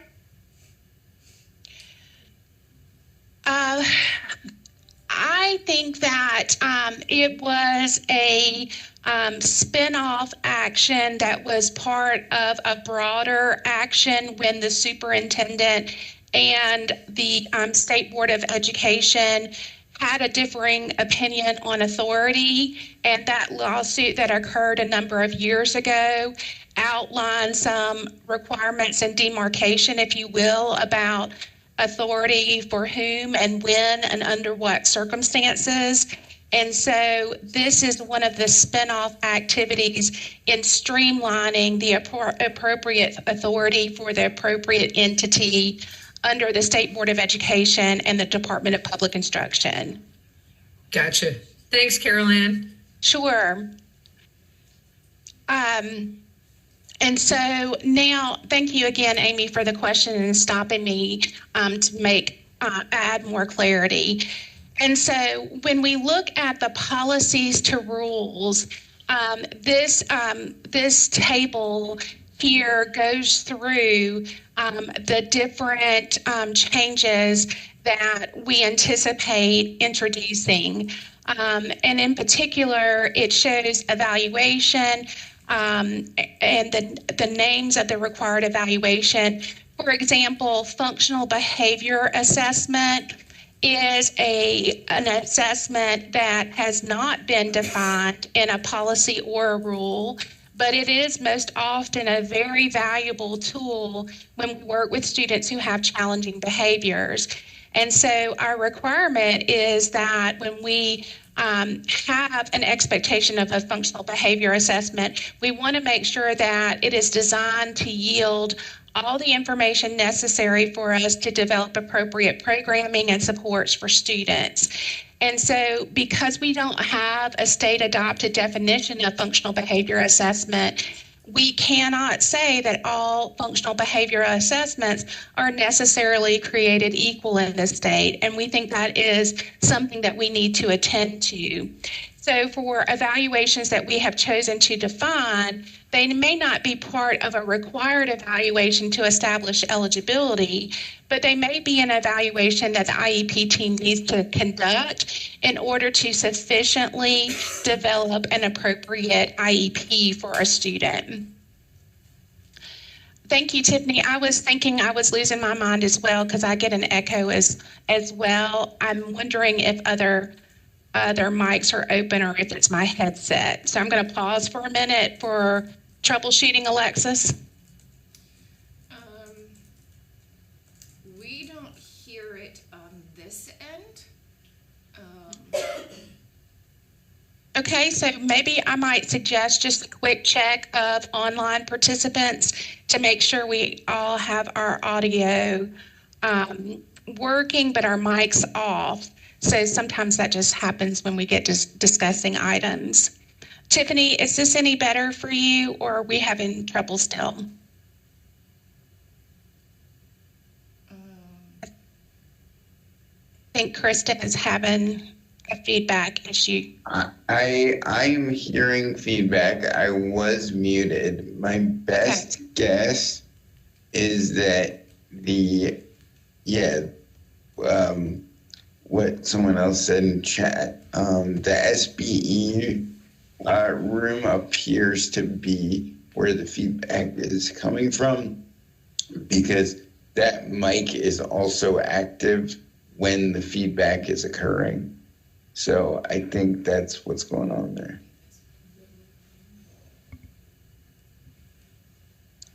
Okay, thank you for that. So is this better or worse? It seems like mine is a tiny bit better. Okay, sorry about that. How about now?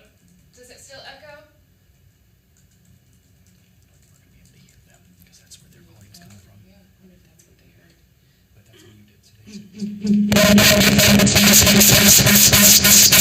Yeah, it's actually worse now. No, I'm muted.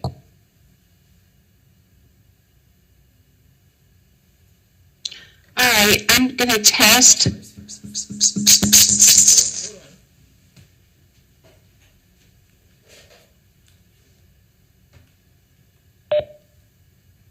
I don't know, changed, but now we're getting. Okay, how about now? Okay, I'm going to try to move on forward. It seems to be a little better. Matt, can you hear me okay now? We can hear you. We are having some technical issues here now. Okay. All right, so we have the table here of the policies to rules, and once I go through the presentation, I'm going to pull up this chart so that it's not a mystery here in the screenshot. But for the purposes of the here and now, I wanted to give you the example of the policies that are either going to need some supplemental information or a technical correction as we take it to rules. So Alexis, if you'll go to the next slide for me, please.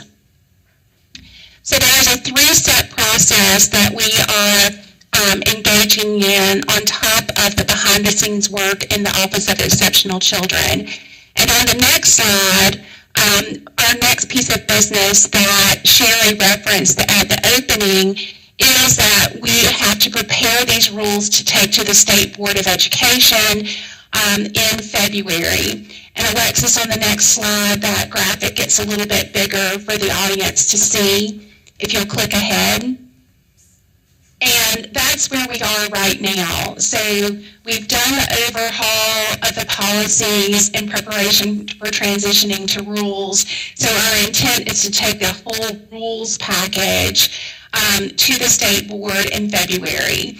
And why we do that is that even though we are required to go through a rulemaking process, it is at the Wild Wild West. We still have to work under the direction of the North Carolina State Board of Education and our state superintendent.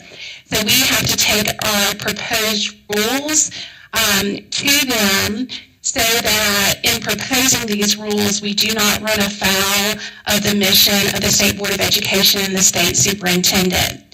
If they approve us to move forward with our rules, then what we engage in is our rulemaking process with the public. So again, what we're taking to the State Board is our proposals. If they're okay with our proposals, we still have to go through the public commenting period with our stakeholders so that all of our proposals are transparent.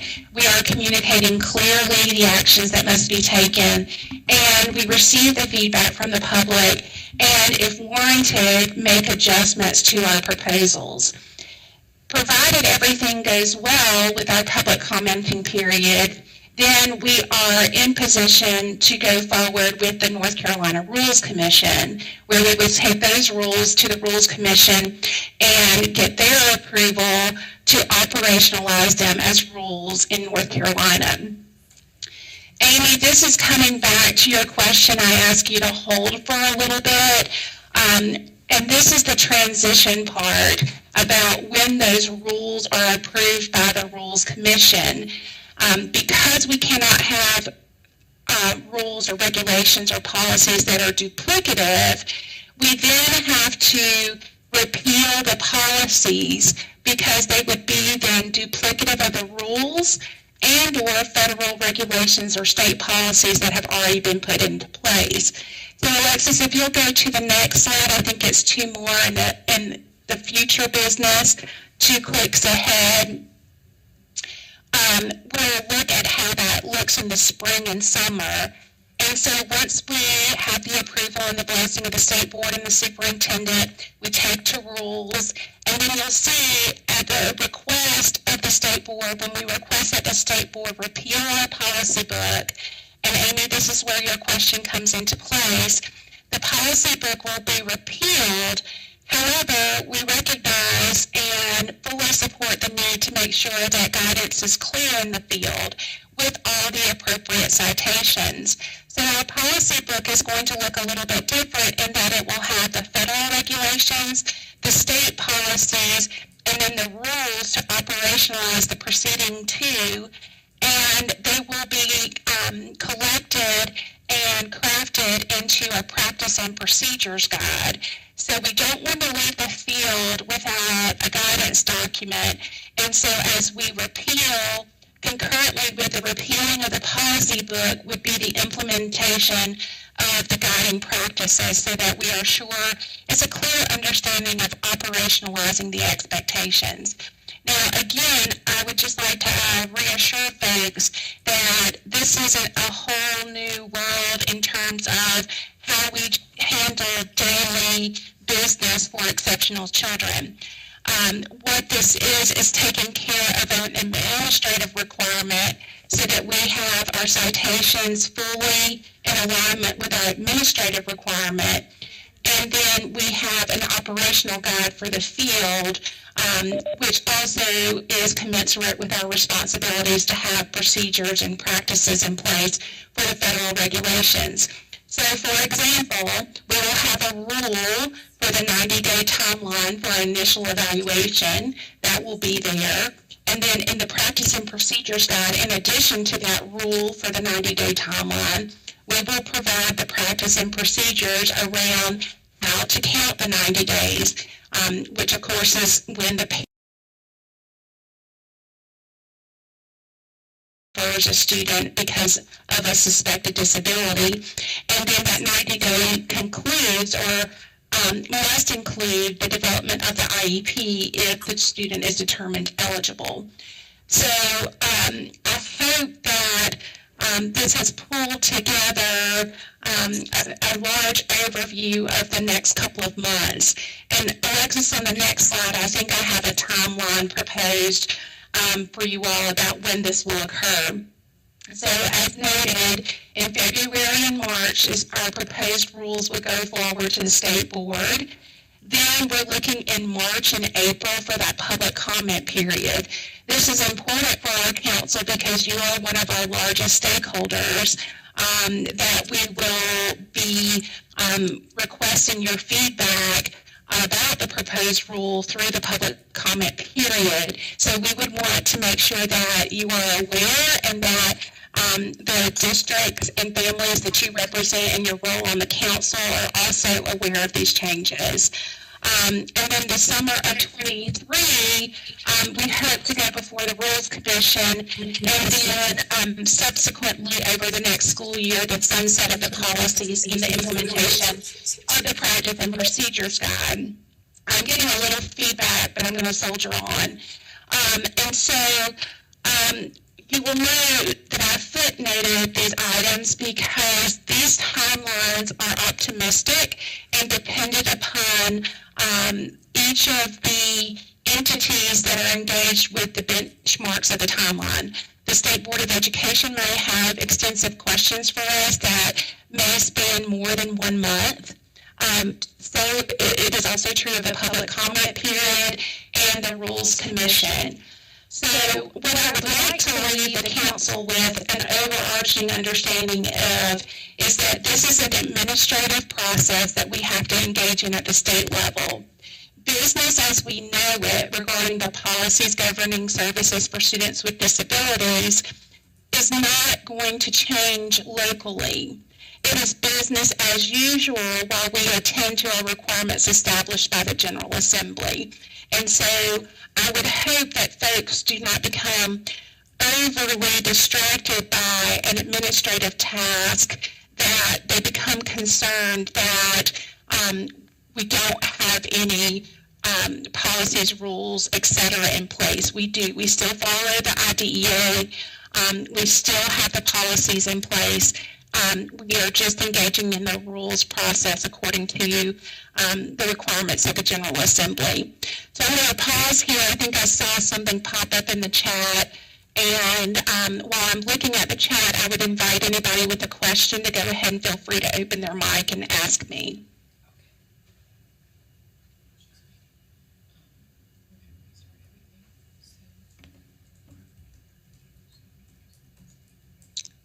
So Tiffany, I had asked in the chat, I was just curious how much notice these folks gave you guys to do this work. So we've had notice, Amy. I believe the action took place late 2019, and there was a provision there for emergency rules to be put forward, and the agency as a whole has done that.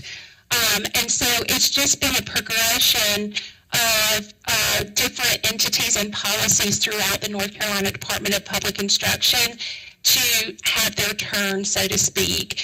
And it's time to move forward our EC policies.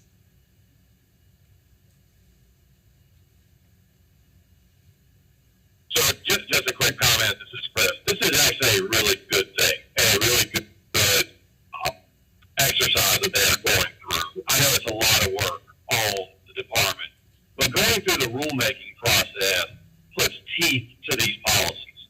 So when these policies aren't followed, there are real-world consequences to the actions. So while I know this is a lot of work, this is actually a really good thing for the population that we are working for. I agree, Chris, and thank you for that comment.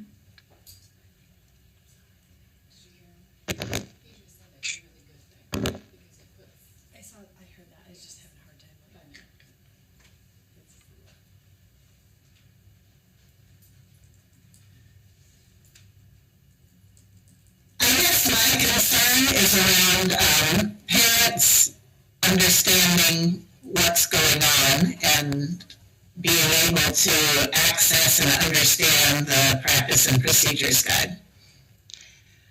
I agree with you, Tiffany, and part of our task in the Office of Exceptional Children is to distill this complex process of rulemaking in a fashion that does not make parents concerned that it is an unregulated landscape that we're living in until this is done, because that is not the case.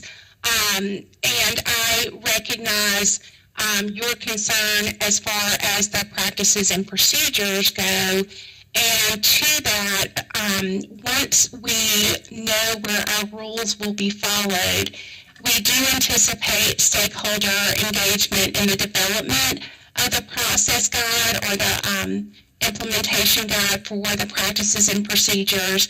And I will also offer that the practices and procedures guide is to help school-based personnel understand the implementation of the requirements, that the parent handbook itself retains has its core protections for parents. So the parents' protections and the rights that are afforded children with disabilities are not changed and will not be changed through this process. Thank you for that. Carol Ann, does that mean that we will have new governing students with disabilities and new testing and accountability document for students with disabilities in the year 2023-24? Once again, I truly appreciate the opportunity to present this complex topic. I hope that to the extent the material has lended itself to the understanding of an administrative task, that this content has been helpful. Please know that you will be a pivotal part in this process throughout the spring and the summer, because we will depend on you to help us navigate the questions from our parents, so that we are properly attentive to concerns about any change that occurs from the state level. So it's really important that we have your support with messaging and your collaboration on the context of that messaging, so that folks are assured that as we move forward, these decisions remain child-centered and remain in alignment with our requirements under the IDEA. So thank you for the time.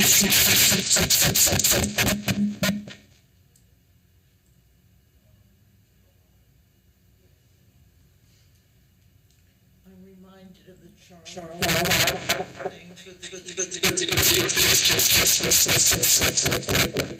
Think about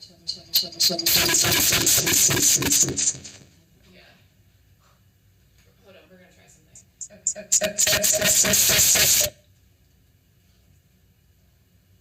Okay.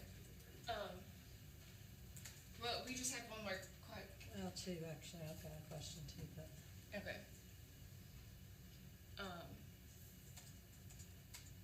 I'm wondering if we can just, Is there any way Carol Ann could come back if we break out and shut it off? probably.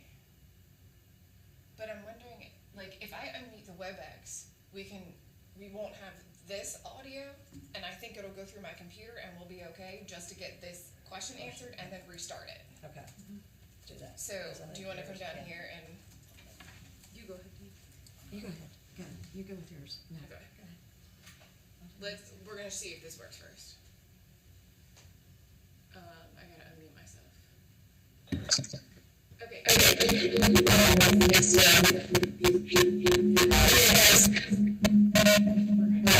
Yeah, I just typed in, we had an audio technician working on the audio, please hold Yeah, and check that we're gonna restart. I was gonna say, we're gonna have to restart.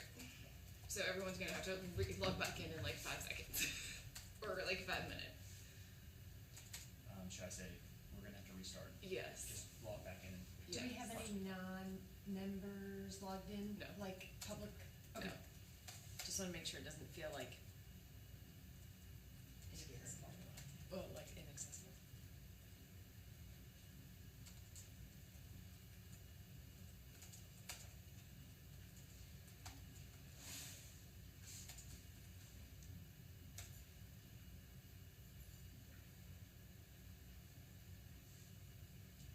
I'm thinking around how, I just wanna give them a minute to. if this is confusing. Well, to actually, you know what, I'm us, gonna copy that and I'm gonna even also in put it this in the agenda. conundrum, Cause most of them are in the agenda. So we gonna I think that the expect backbone that's important to know is that that it's- like the policies. It's not changing.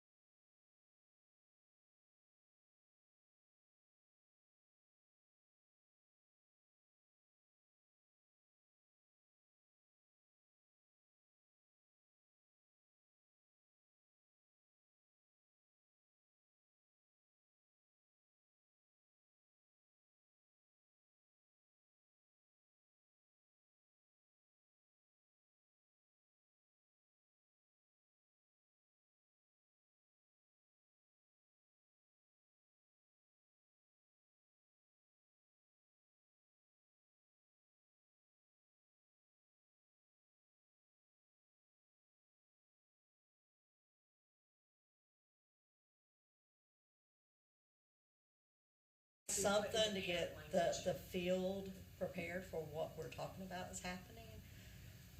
So it won't Are we change gonna anything get good about- feedback, or are we gonna end up making it muddier because everybody's wanting everything?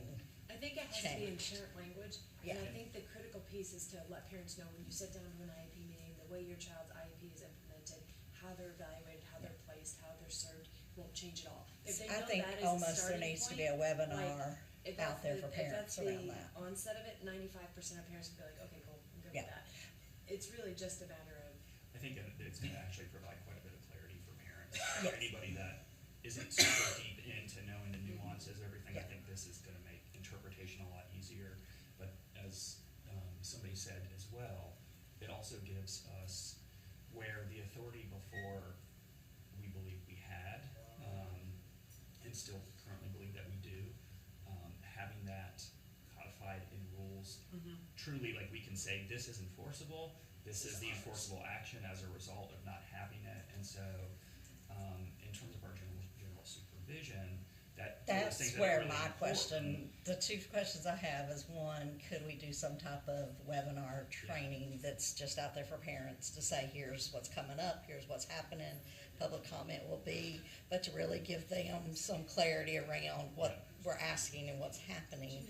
If there could be something even, I mean, it'd be 30-minute webinar probably, it probably wouldn't be that. I think the biggest risk is not knowing what this is about and Right. having those concerns. That's that it's what something worries that- me. It's this public comment just going out there and try to fix nothing something and precursor. it turns into something it wasn't at all. Exactly. But- And there's this, demystified belief that it was. Yeah. Like Well, it's- this public comment comes out and it's around rules and, oh, are they changing everything? It's gonna be first instinct. Absolutely. Yeah, so if we don't preempt I think that. that it might potentially avoid future conflict, because like, I think back to the times of like Read to Achieve came about. Okay, well, that was a state policy, but it actually caused like a, Sure. onslaught. Go ahead. Should we just tell them that we're gonna break for lunch and come back?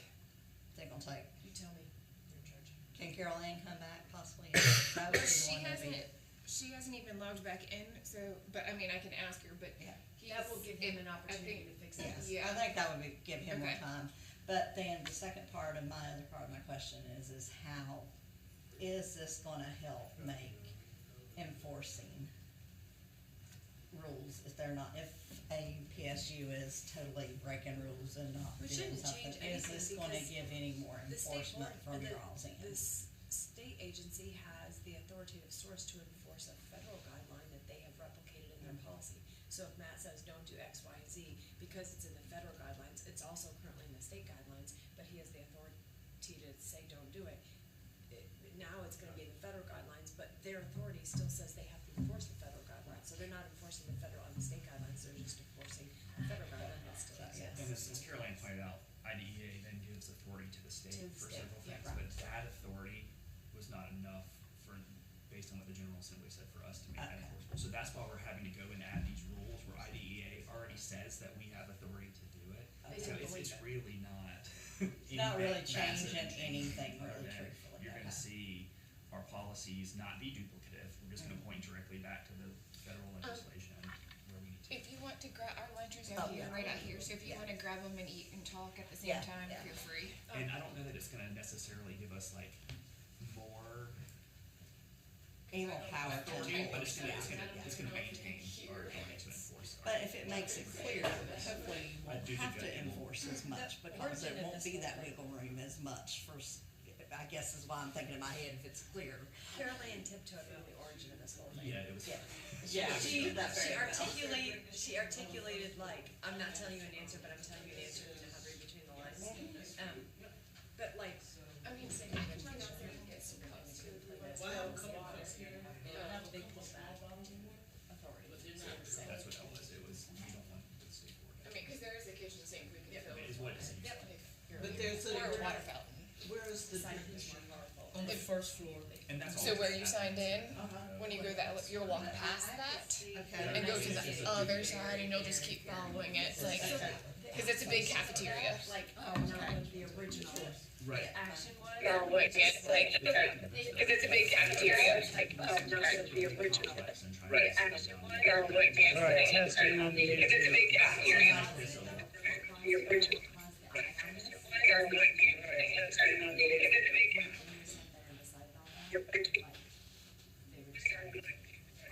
Can you ask her to quiet in the room for 1 second while I test the? Can you ask her to quiet in the room for 1 second while I test the? He's testing. Can you ask her to quiet in the room for 1 second while I test the?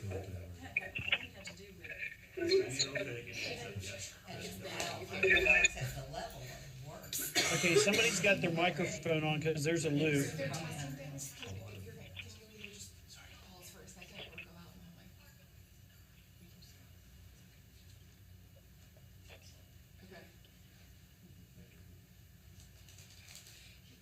All right, this is Mike Ramsey. I'm testing remotely, coming in through the WebEx.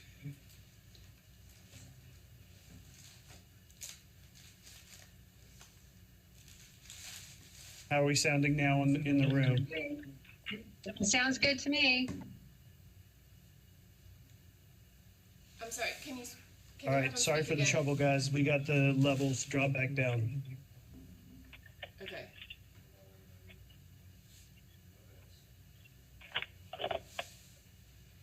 I think we're good now.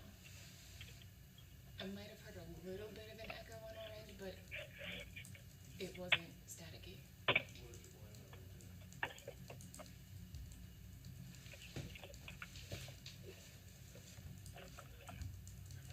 It sounded like Caroline's mic was getting clipped, like the volume somewhere was too high.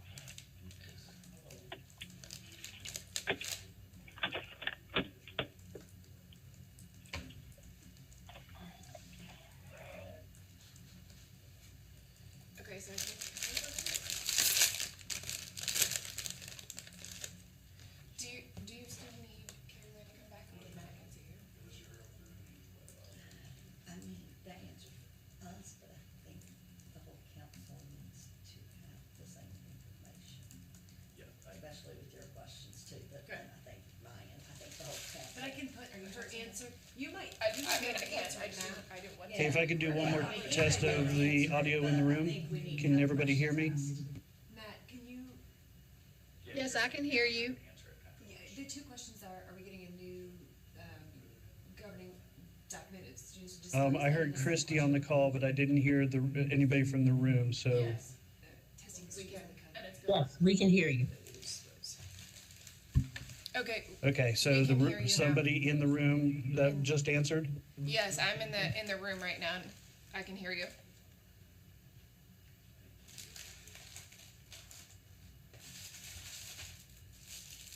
You are. Yes, we're in the room and we can hear you. But there's an Okay, echo now. I heard you. Thank you.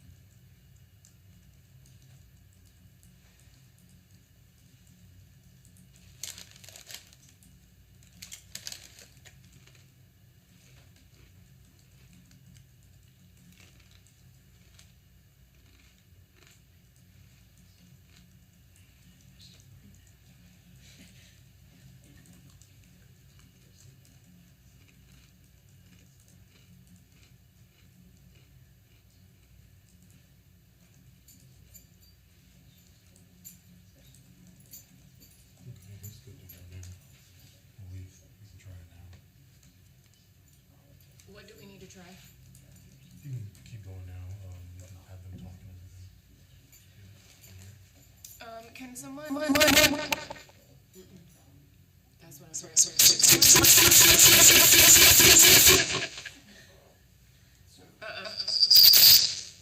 It's not fixed.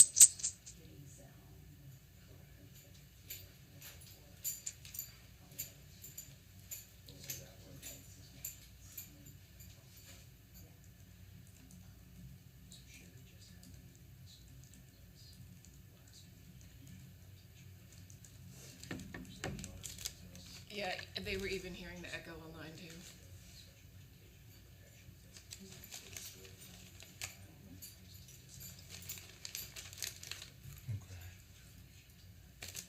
He has my test again.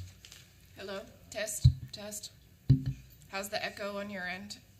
Those participating virtually.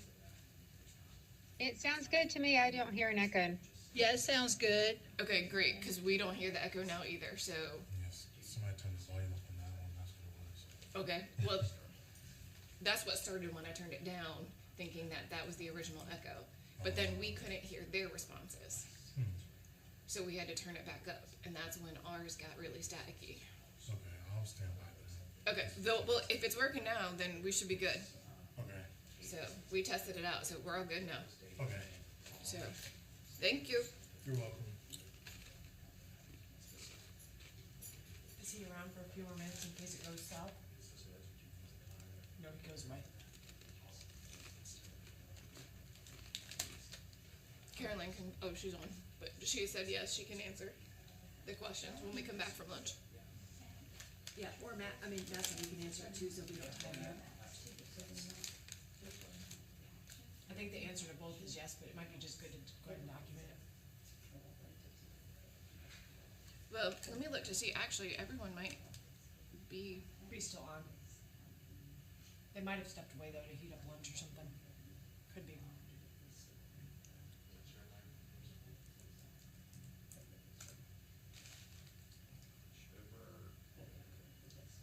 Yeah.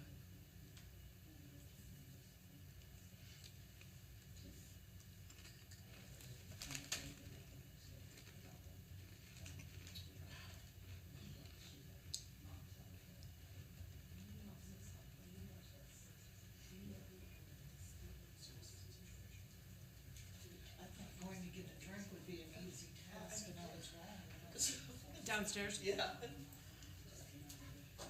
Were they not open? The lobby's blocked. There's a choir there.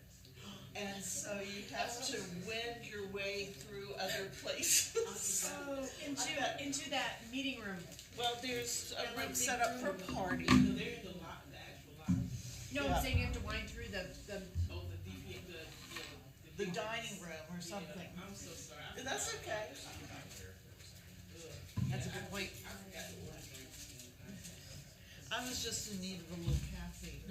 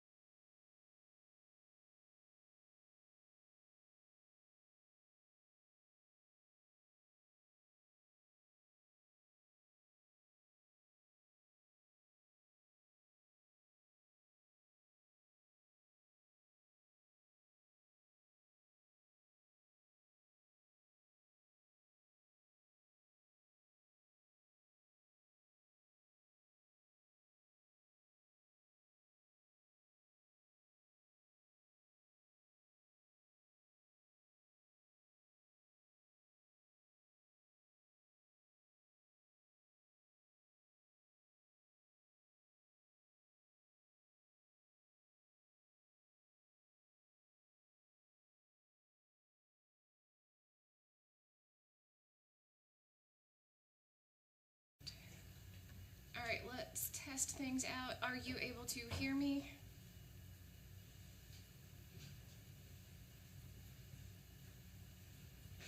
I can hear you, Alexis. All right, great. All right, and just checking, making sure audio is good on your end. You're not getting feedback or any of that type, any static or anything.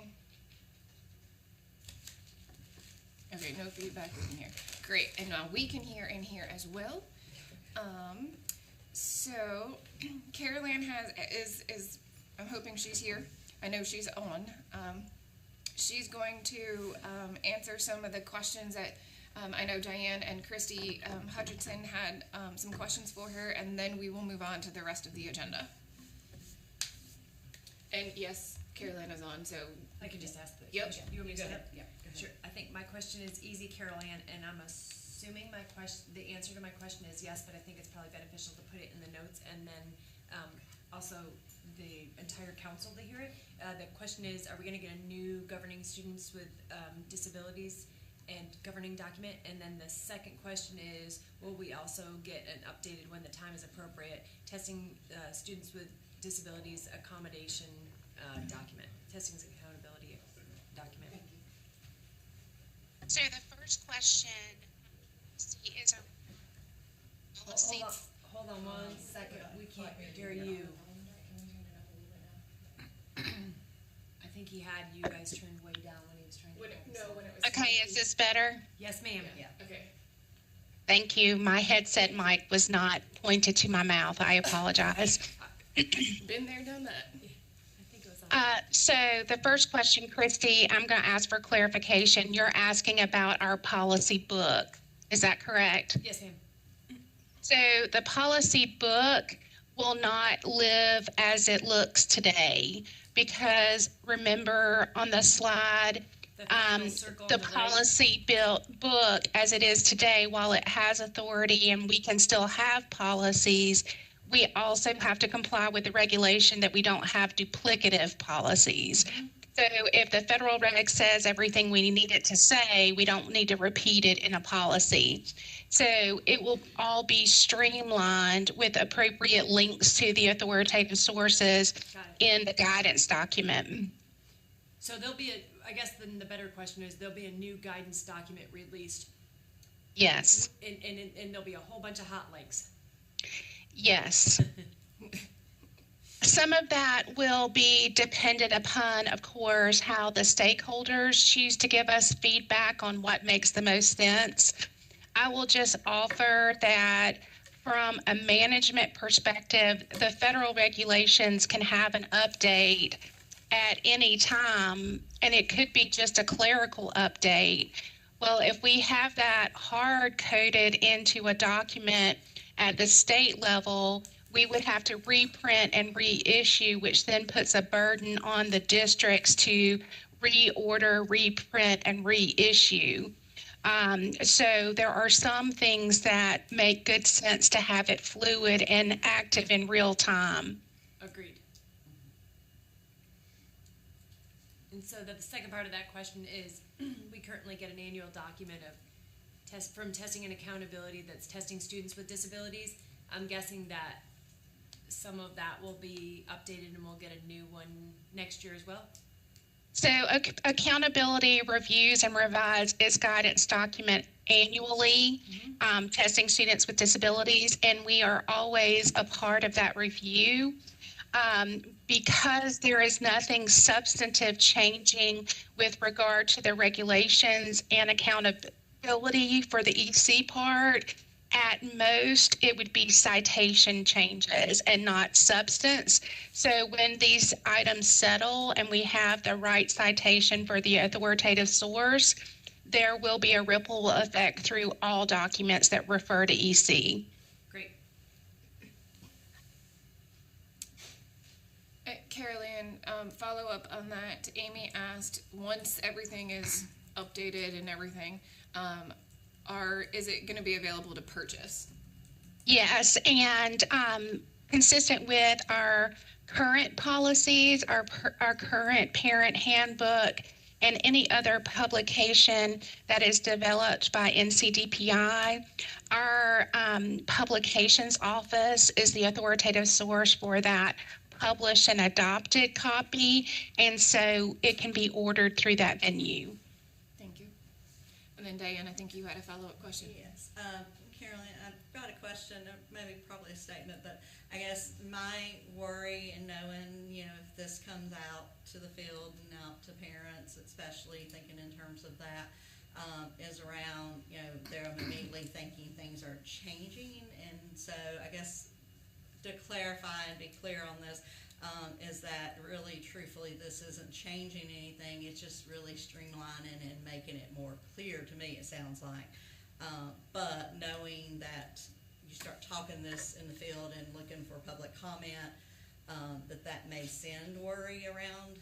Is there a possibility of doing any, like a webinar or something, even just going out to explain to the field as far as before the public comment goes public or right when it's going public, to make it a little more friendly and not feel like it is something totally changing things? Sure, and I expect many opportunities to feature in those webinars or virtual town halls, if you will. We do want to make sure, when we did SLD and AU, we were physically having informational sessions across the state. I think because of COVID, we've learned that virtual is well attended and actually can be more accessible for families. So it's likely that we'll be looking at a blended approach to be sure that we're properly responsive to any concerns that are coming from our parents. I think that was it for me. Amy did have a follow-up question. Are we going to be able to get them translated into Spanish? So just one point of clarity, the implementation guide is generally most often consumed by school-based folks. Its audience isn't typically designed for parents to understand with complete and total clarity because it's like procedures. With that being said, we wouldn't want to give any appearance of not being transparent. And so consistent with our policies and procedures and our parent handbook, we often do go ahead and translate into Spanish. It depends on, you know, what makes most sense for the audience it was intended for. All right, any other follow-up questions for Carol Ann?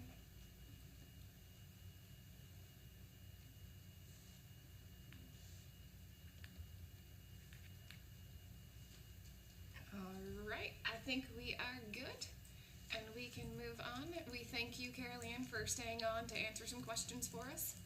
Sure, thank you all. And please, if you have any other thoughts after this meeting, you can contact me by email. Thank you all. Thank you. Thank you. All right, so we will move on, and Christy, I can go back to taking notes now, so thank you. Okay. And Diane, we'll go to item 5 about the restructuring and virtual in-person, so I'll turn it over to you. Yes, yeah, the whole piece. Yes, I wanted to bring to everybody, and if you'll notice, the agenda had a little different flow this time. What I really would like to see us start doing, and of course we didn't do it as good this morning because we had quite a few different things got added into us last minute to add on to presentations today. But we really want to try to start, like if we have a session like this with Carol Ann, is immediately follow it with discussion, and if there is any recommendations we as a council or actions that we would like to think about, is really start being very intentional about making those notes right then, so that we're not at the end of the year trying to rack our brain, remember back what we said, what we were thinking about, and making those recommendations for the state board, so that we can have also the story with it and the why, so that when we are making recommendations, we're not just coming off the cuff making them, but we have back reasons of why we were thinking that. So really want to make sure that we're being more intentional about making the story happen within our documentation and our notes. So that is what, if everybody is in agreement that we will move towards, is sort of what you see here is there'll be a topic, whatever presentation, then there'll be a council section, and it'll be a discussion time. If there's no discussion, then we move on, but we'll leave some little allotted time there to have that, and or at least be making notes and thinking through, so that we can hopefully have a little more, meat to our presentation to the state board. And hopefully, as we had attendance today, we'll have some of them in our meetings. We did have someone here for early part of the morning here with us from the state board. So we're just really hoping to try to make a more clear recommendations across the board to the state board and really have more emphasis that hopefully, will be heard more in that. And then the other part of what we're talking about around the council meeting restructure, and so we can do this as 2 votes, I guess, really truthfully. We may need, let's vote on this piece first. If everybody's okay with us looking at the meeting structure being, we'll have a presentation, then we'll have time for discussion and do our recommendation action things right then. If someone would like to make a motion on that, and we'll see if we're okay on that. I'm happy to make a motion that we have each individual presentation and then allocate time for recommendations and discussion. And I think that will align better with our end of the year state report that we have to provide. So we'll be able to pull out those recommendations and summarize them in the state board report that we need to do anyways. I'll second that. Is there any discussion around that before we totally vote? I heard Matt's voice and I heard Christy Grant's voice. I think it was Anthony, actually. Yeah. Anthony, okay. Yeah, it was me, Anthony. I guess we'll say if anybody is opposed, come off, and we'll assume if you don't come off opposed that you're in agreement then with it.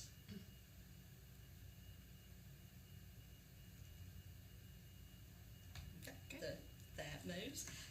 The other piece that we wanted to talk about, as you can tell if you've watched the screen in here, we're light on people actually in the room. So we wanted to have a discussion. Do we want to continue the hybrid in that the ones that do want to come in person be here and have, the ones virtual, or do we want to look at next year going completely virtual? I will say from my end, I'm a little torn because I feel like in the past, we've had richer conversations when we've all been in the room together and all, we're coming at the council from different perspectives, different job that we're here for, so there's a reason why the blend of the people. And I think, to me, that's my one biggest concern is if we go to virtual only, will we continue to have the rich conversations we've had? I feel like we did have some good ones today. We've had some good comments, and I feel like today went fairly good in that. But I guess that's my concern on my end, but I wanted to bring it since so few are coming in, which way the council would prefer. So I'm gonna open it up to comments or thoughts around this.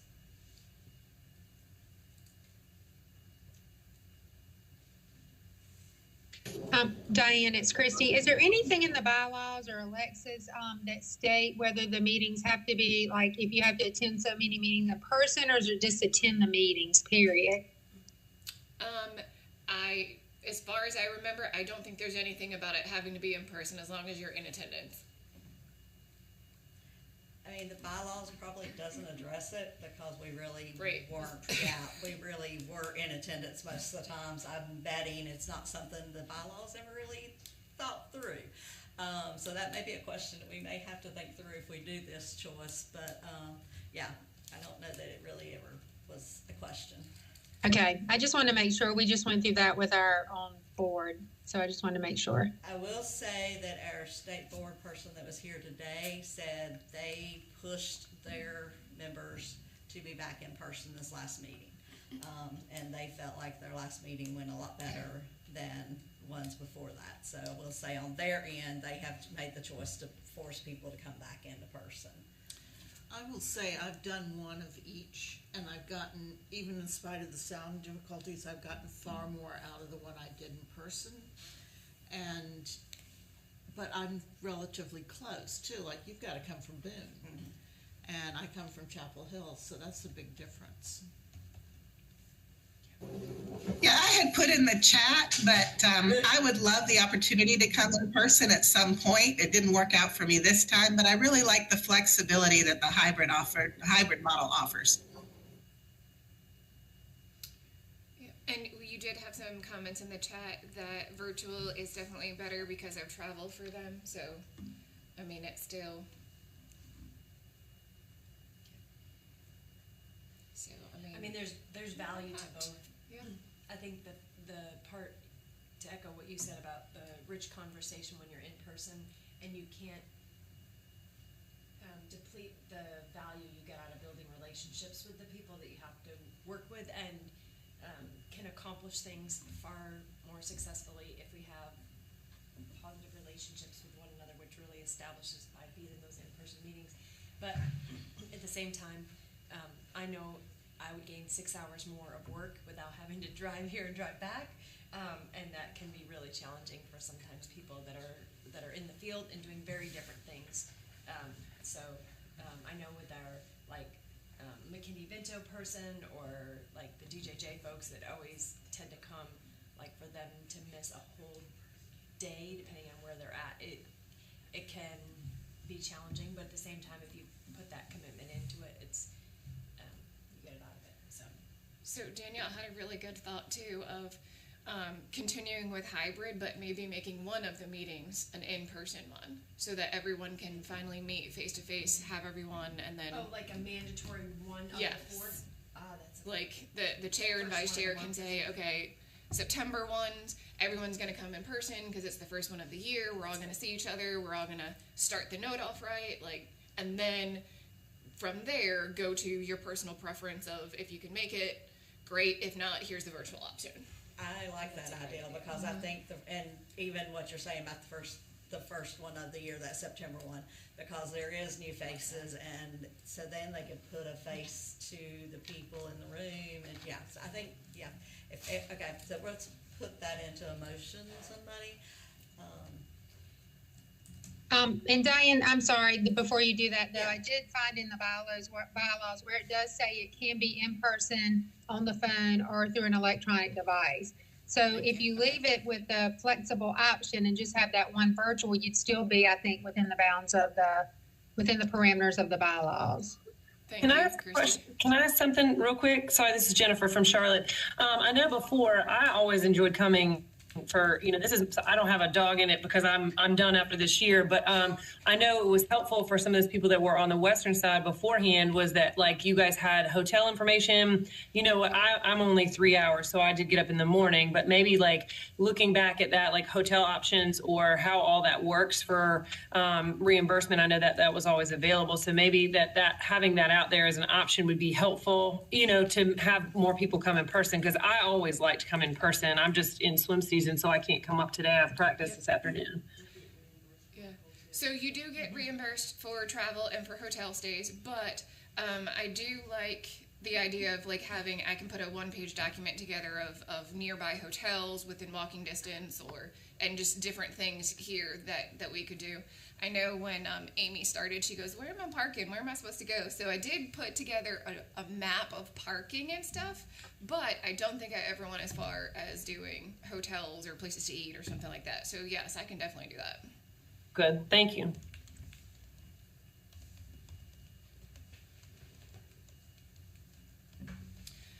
Good point, Kelly. September. I was trying to think of which one would be good to make a mandatory. She's saying that September might not be ideal for everyone because of starting the beginning of the year, and I know December is typically not good because of all the holidays. So, I mean, it really. When our new members come on, though, they start July. They start July. Yeah, so the first meeting for them would be September, right? And then June is not the greatest because that's the end of the year. So really the only. And March, if you're coming from Western End. Well, you also got spring break, weather, so yeah. You could have. I just think starting the year. I think starting the year off. Yeah. Well, there's something hard about all of them. True. Right? Yeah. Now that we just went through that, yes, Yeah. I think you just set one. Yeah. And we make it work. Yep. Yeah. And I think the best for the council is September, just like the fact that many of our jobs are Well, I mean, and a lot of obviously, times September we do trainings, every couple of years we do trainings around the Yeah. council and advisory, and so I think September makes sense in that, because that's Yeah. usually when we would do that training. Gives people enough time to plan to be here. I mean, that's Yeah. almost a year. They can Yeah. plan around that. so we're getting a lot that are in agreement. They like the September option. And again, we'll still have the hybrid if something comes up or you can't make it, but we will try to do that is going to be the in-person meeting. Okay. Okay, so do we need a motion, a second on that? I so I don't move. know. Okay, we've got a motion, do we have a second? I second it. I still Any- would say we make the September available virtual, because I think that opens Oh, up to yeah, the public of even course. more. Yeah, And if yeah. someone is to have a unique, challenging situation, but the council as a whole knows that our objective is to be in person in September, Yeah. establish a good starting point. For sure. Yeah, go from there. I'm sorry, did someone say they seconded it? Christy? I'm sorry. Yes, Yeah. Okay. And is anybody opposed?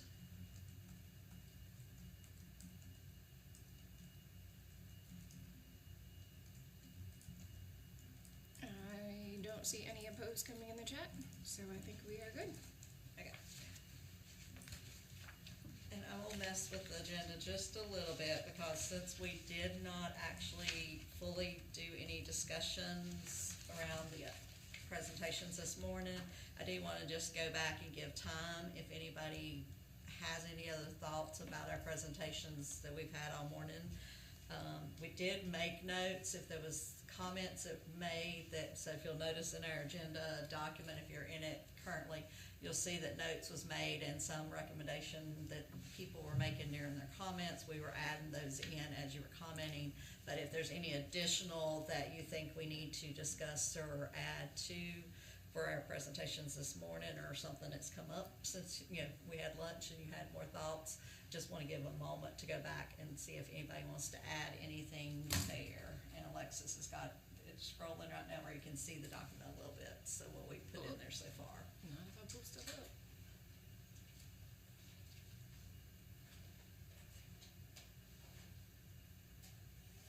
So I guess let's just open it up to anything that Sherry or Matt shared. Anything to add to recommendations or concerns or actions that we should take. And there doesn't have to be, so. I mean. I had spelling errors. Oh, you're good. It's hard to type and listen When and yes. when the audio went cattywampus, it was. Oh yeah. That was hard.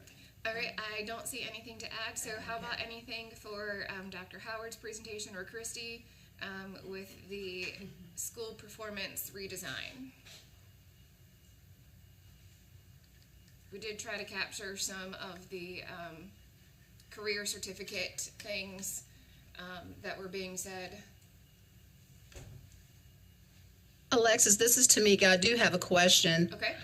We do, and just bear with me because I don't remember. We do get copies of those slides that you add to the our folder, right? Yes, the only one, so all of the presentations are there right now except for Carol Ann's. I forgot to add that at lunch.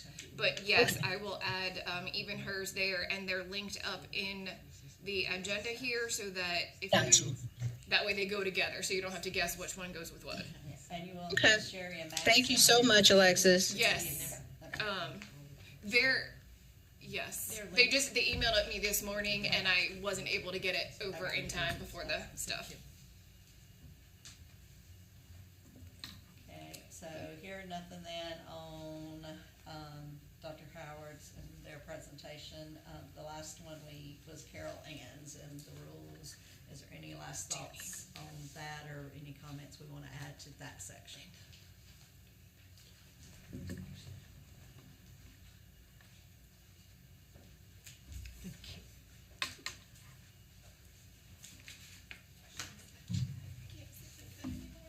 I think it'll be good for us to be good advocates and soldiers of the concept that it's not substantive change or procedural change. It's more a matter of aligning who's in charge of which policy and avoiding duplications of policy when there's already a federal one, not duplicating it in the state just to clean things up, and that our everyday practice of serving students with disabilities isn't going to change. And so if we can, as a council, be out there sort of being ahead and controlling the conversation, it will allow for a more fluid way of distributing the new guidelines.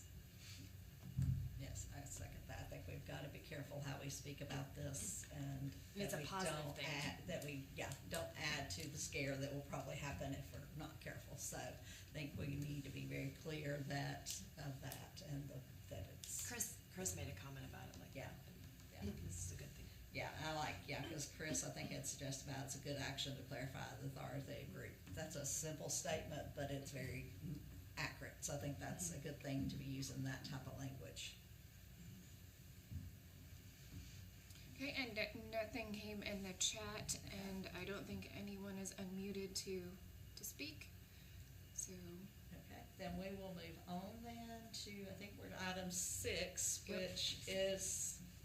So this is the learning loss that we initially was presented in June. We talked about it again last meeting, but we didn't have the discussion. And so with the reformatting of things, we just wanted to add a discussion piece in here for anyone that had thoughts about this or questions. Right? Right, correct. Or if there's any thoughts around recommendations that or actions we should take, thinking in that. So I think one of the big discussions I think we really had last time, and I'll go ahead and just start that, was around Students with disabilities. Yes, our kids have lost. We all know that. The kids with disabilities, they're saying, did not lose as much, but they still did have some loss. And how realistically, I think for me, I think the conversation was coming up is realistically how we expect them to move on to new content. Like, for example, Christy had mentioned Math 1. Well, they moved to Math 2, so how do they get Math 1 caught up? So that conversation, I think, was part of the discussion we were having, but definitely any other discussion that we need to carry on or think about. I think definitely want to give some space for this because it is a huge concern. I mean, for all kids, not just our kids, but for all kids. I think it definitely deserves some time to talk about. Tiffany has her hand up, I believe, if that's what I'm reading. This is Jennifer from Charlotte. One of the things I know that just came out from the state at the high school level, you were referencing the math. I know that it's now mandated that they are bringing back Foundations of Math 1 for ninth graders. It's going to be an 8A, B-Day type class for ninth graders to help supplement that, because we've been doing AVID here and not Foundations of Math, and we're seeing that that's a big, huge. There's just that math deficit, but the state has brought back the mandatory math Foundations of Math 1, and I think that they're considering the Foundations of Math 2, but right now everyone has to take the Foundations of Math 1 to get that supplement in there. So hopefully that will help with some of that achievement gap in there by giving that curriculum. And Tiffany, sorry, I just saw your hand was up. You have a comment? I actually do. This goes to connect this report with the earlier discussion we were having about needing to attract and retain EC teachers and add more funds. I think there needs to be some real guidance around this document about the fact that it doesn't show a true picture of what was lost because of two things. One, it didn't look at IEP progress or the kids that were on the NC Extend. And secondly, when you're looking at that level, at both sides of the bell curve, it's hard to show growth at the top and it's hard to show loss at the bottom. So there's not as far to lose. And so if you're talking about kids that are at level 1 and haven't lost as much, it's really not painting a true picture of, hey, these kids did okay. And so I'd like to have some guidance around that document, both statistically and, looking at what was actually measured. So when Dr. Marr had presented it a while back, data that they used to evaluate the learning loss was the state testing data. And so you hit on a point when you said extend 1 kids weren't considered, and I think that was brought up the last meeting as well, that's a whole population of kids we didn't evaluate. And so that's a percentage of our students with disabilities, of course not an overwhelming majority. And so those kids were not taken into account in this report. But it was the state testing data, it was not IEP goals.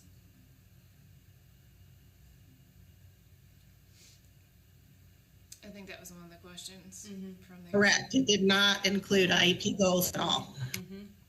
Correct. It was state testing data. I just wanted to ask about that because I find it difficult to determine the exact loss if you're looking at a state test that the students with disabilities tend to have difficulty with anyway. A lot of them do make progress and did make growth. When you look at IEP goals, or you even just compare assessments that were given throughout the year, but that's just not considered. So I just, that as a teacher, I struggle with that and explain that to my parents, because I have my parents really focus on their growth, not what they're doing on those state tests that are already difficult for them.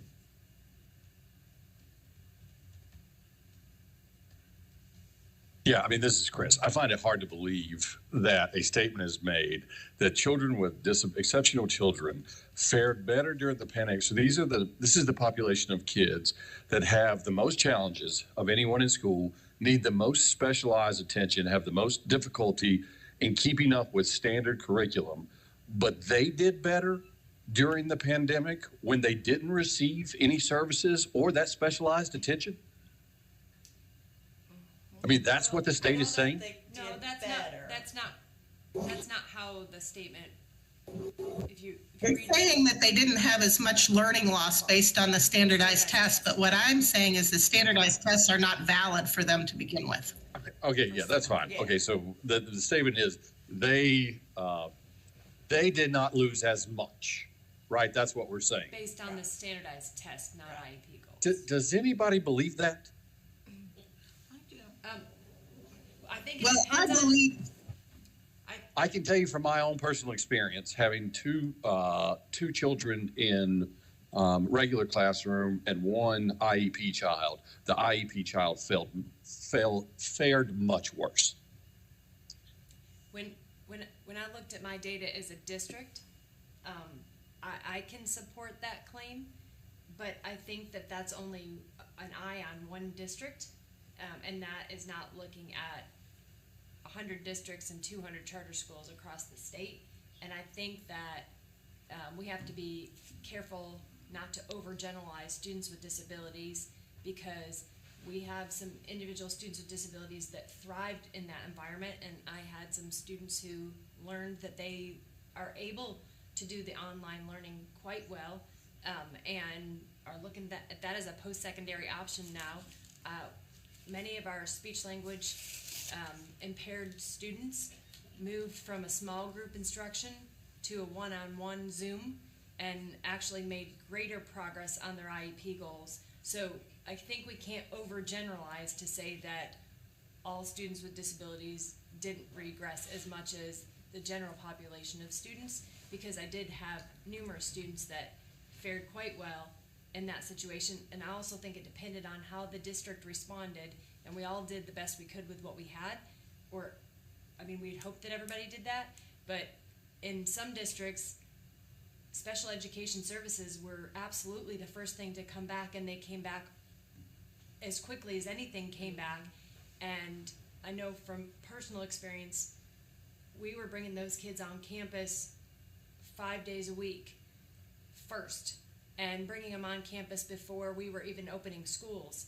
So they did get access to both general ed and special ed teachers before any general ed student did. So I think it depended on, you can't overgeneralize how every district was able to respond. And, the quantity of scale, if you have a district like Wake or Charlotte Meck and you have 200 schools you're trying to manage, I think that their responsiveness would have been very different than, a Hyde County or a small school district. And our students with anxiety thrived with virtual learning too, because they didn't have to interact with people. Deal with the. So. Yeah, and Amy also made that comment in the chat as well. Yeah, some of my students who are autistic thrived. They didn't have to filter out Yeah. getting Yes. on the bus, going to the cafeteria, sitting in a class of 25 students, and they found that they did really well online. Or parents that were able to be there, not all were, but the ones that were able sometimes were more hand-holding their kids too to get them through it. So I think that weighs into it too, is, you know, parents were home a lot through this too. And Christy, we did the same thing you did. When a student was really struggling at home, we brought them back when the rest of the school was closed. So, and our little biddies too. This is Christy Grant, and Christy, we saw the same thing. We did not see as much learning loss with our students with disabilities in certain grade levels. I think it's also important to say, though, that if I can remember correctly, and somebody from DPI, correct me if I'm wrong, this does not include students who were assessed on the extended content standards, right? Because we do not have growth data and cannot get growth data on them. Yeah. And that is kind of what Tiffany's point was, is that we don't have the data for our kids, or for all of our kids. Subset of a population that's cut out of Yes. Yes. So this would just be for our students that are assessed on their regular standard course of study. But we saw the same things, and we did. We brought back our students, quicker. We were the first to jump on to allow the fluidity of those services to continue as quickly as possible. And we were actually able to hone in on specific skills and their IEP goals instead of just being in a co-taught environment or working, with the regular ed teachers. I mean, we did that as well, but we also offered additional services. So I think it really does just depend on what each district had to offer. So I know, just to restate again, that the data that I saw from our specific students just within our district, we did see more gains, or there wasn't as much learning loss as our regular ed students. And I want to say that I do champion the efforts of the educators. I want that to show up in the report in the right way. So I want to show growth on IEP goals based on those measures that were important to add money to the program. But I don't think that the measures that they used on this report are indicative of what our kids can do. Because I'm just, like, my example is a bank account. If you've got $1 in it, you're not going to lose as much as somebody who had $50 in it. And I'm just talking about points on a standardized assessment. So if we were to look at IEP goals, I'd like to see a new report that focused on IEP goals and looked at the districts that implemented specific programs for their kids and what had the most impact on IEP goals.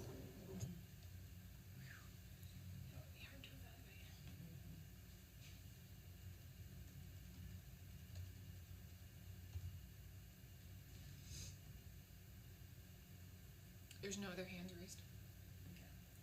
So I will, sounds like there's not really a recommendation we're looking at, but we'll definitely have the minutes and the notes reflecting some of this conversation, because I think it's definitely an important conversation to have. So we will. Okay. Do we know if Lauren and Kelly? Sorry, I'm trying to make sure. I totally forgot that they were coming on next. Yeah. If not, we no, can. they're not here yet. Okay. So, I mean, the next part is just more discussion things. So yeah, I was going to say we can move on. If everybody's okay, our next. First of all, we'll say there's no public comment that I'm aware of. No, there's not. Because there was no written in and there's no one here, so we'll say there's no public comment. So we will move on. Our presenters for the next section are not here yet, so what we'll do is go ahead, if everybody is okay with it, we'll move on to 7.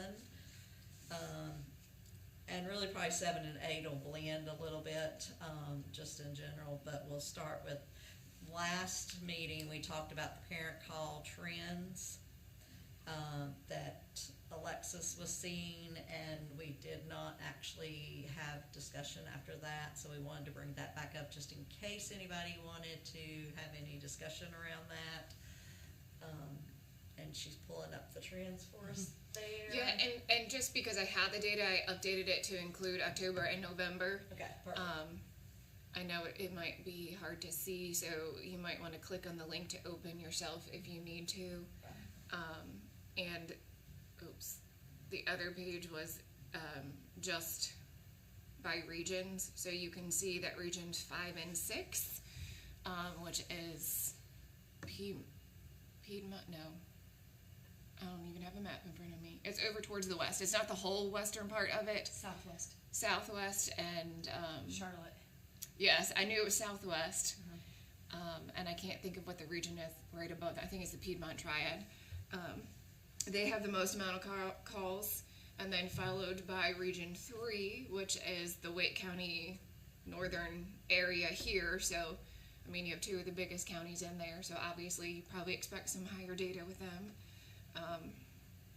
But that's just by region, and so I'll go back to, thank you, Amy. I mean, that's a true reflection of the population across the state, too. Yes. Yes. Your most metropolitan, highest. So just looking, and just to help, the biggest topic was just general EC processes, so parents calling about just general questions and trying to understand special education in general. Followed by the IEP implementation, which could have been my services are not being provided. I have questions about accommodations and they're not getting these accommodations, or specific to what accommodations are appropriate or can I ask for. And then closely right behind that is those just calling for dispute resolution. Meaning they just wanted the information. They did not want me to try to problem solve with them, or they really didn't want any advice or conversation, because they were at the point where they felt that it was pointless to do that, and they just wanted the dispute resolution options. So those were the top 3 from those September, October, November. And just for memory, and then for new ones that may be in the attendance today, we brought this up thinking around trying to look at trends for unmet needs, and thinking in that conversation. So I don't know if anybody looking at this data if you've had time to look at it since the last meeting or think about it. Just wanted to, like I said, give more time for some discussion or recommendations or action items if wanted to around that. And Amy, not to put you on the spot, but if you're still on, I know we. I am. I was thinking this pretty much mirrors a lot of the calls that we are receiving at ECAC. A lot of folks we still have folks that are going past the 90-day timeline. We got folks that are concerned about their child's IEP or 504 being implemented. Or concerns that even if it's being implemented, that it's not being implemented by qualified staff. Turnover, a lot of folks frustrated about having long-term subs, or so many teachers already, they're one of their 3rd teachers since the beginning of the year, and the effect that might be having on the child's provision of a free, appropriate public education.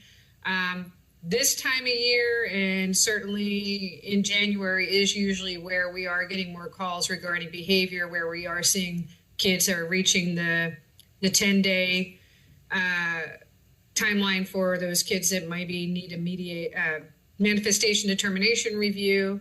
I can tell you, in the families that I've talked to this past school year, one issue that seems to be prominent is no data being made available for the families. They're being told their child is doing well or making progress, but then there's nothing tangible that they can see or put their fingers on to show it or to prove it. And that has been a huge source of frustration for families. And certainly, we are having some folks wanting to know what are their dispute resolution options as well.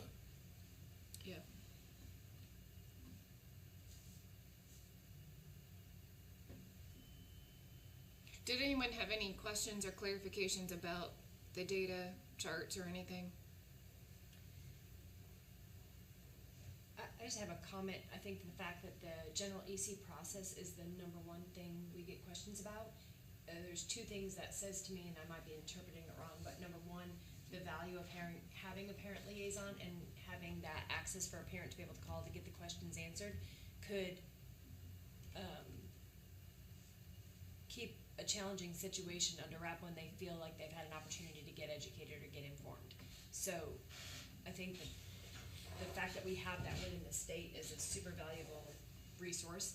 But I also think it means that we're not doing a great job of educating parents at the local level, because that's their greatest question, concern, confusion, and it can be confusing to parents. So the more we can do on the education part of things, then that's the greatest challenge. You make me think, I wonder if through, I mean, some of the simpler sides of the EC process, doing it in the parent newsletter. It's like month to month, go ahead and just start doing pieces.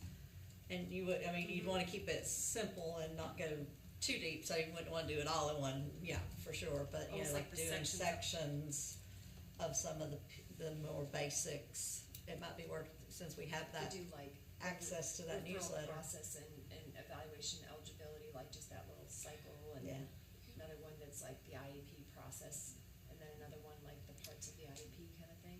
I don't know. So we did put some of those out on our website.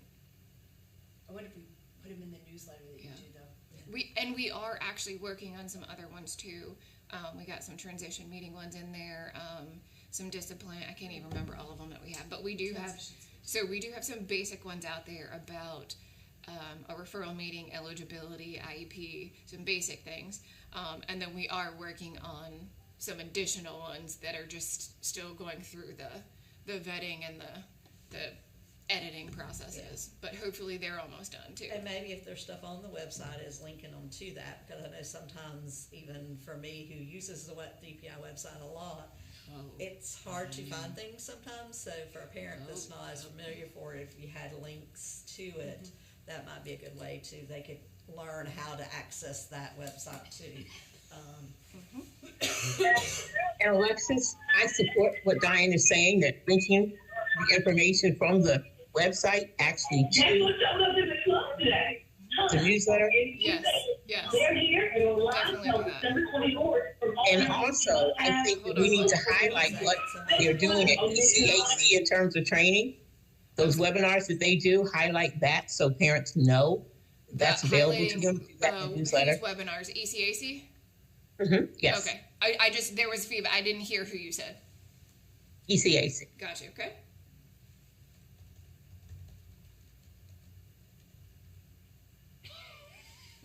I also wanted to point out, I think that it'd be helpful too if in those explanations, it maybe is documented where they can find that in the policy and rules handbook.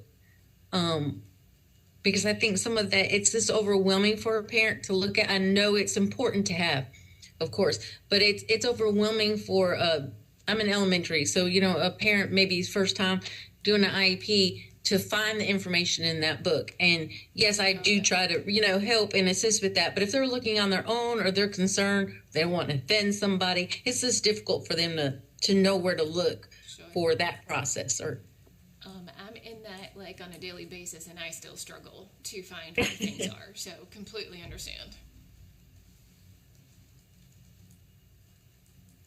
Okay.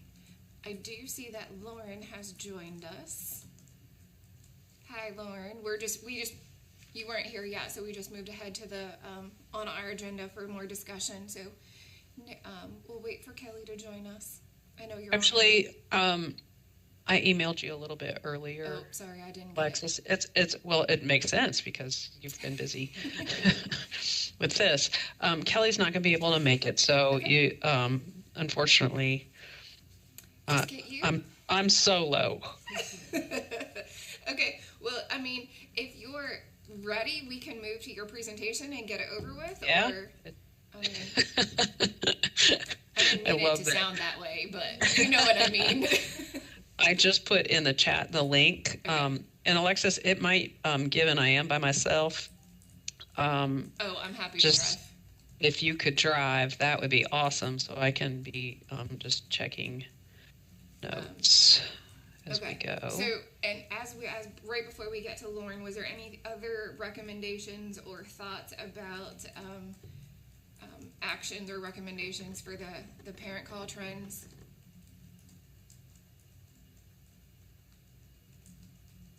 I just didn't want to miss anyone if they had anything to add.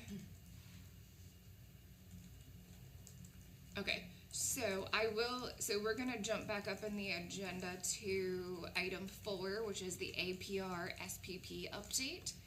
That is the link that Lauren just put in the in the chat. I will link it here in the agenda, but I will pull it up and I will let Lauren take it away. If I can find what tab it is, there we go. All right. Get my screen adjusted as well. Terrific. Well, welcome. I'm glad to be part of it. I'm not welcoming you, you're welcoming me. It's good to be with you all again, and thanks, Alexis, for the ongoing opportunity to keep this important group of stakeholders updated on some of our progress with our state performance plan and what we're excited about being able to report to the Office of Special Education Programs when we submit our next annual performance report. The due date for that is February 1st, 2023. So we are in the kind of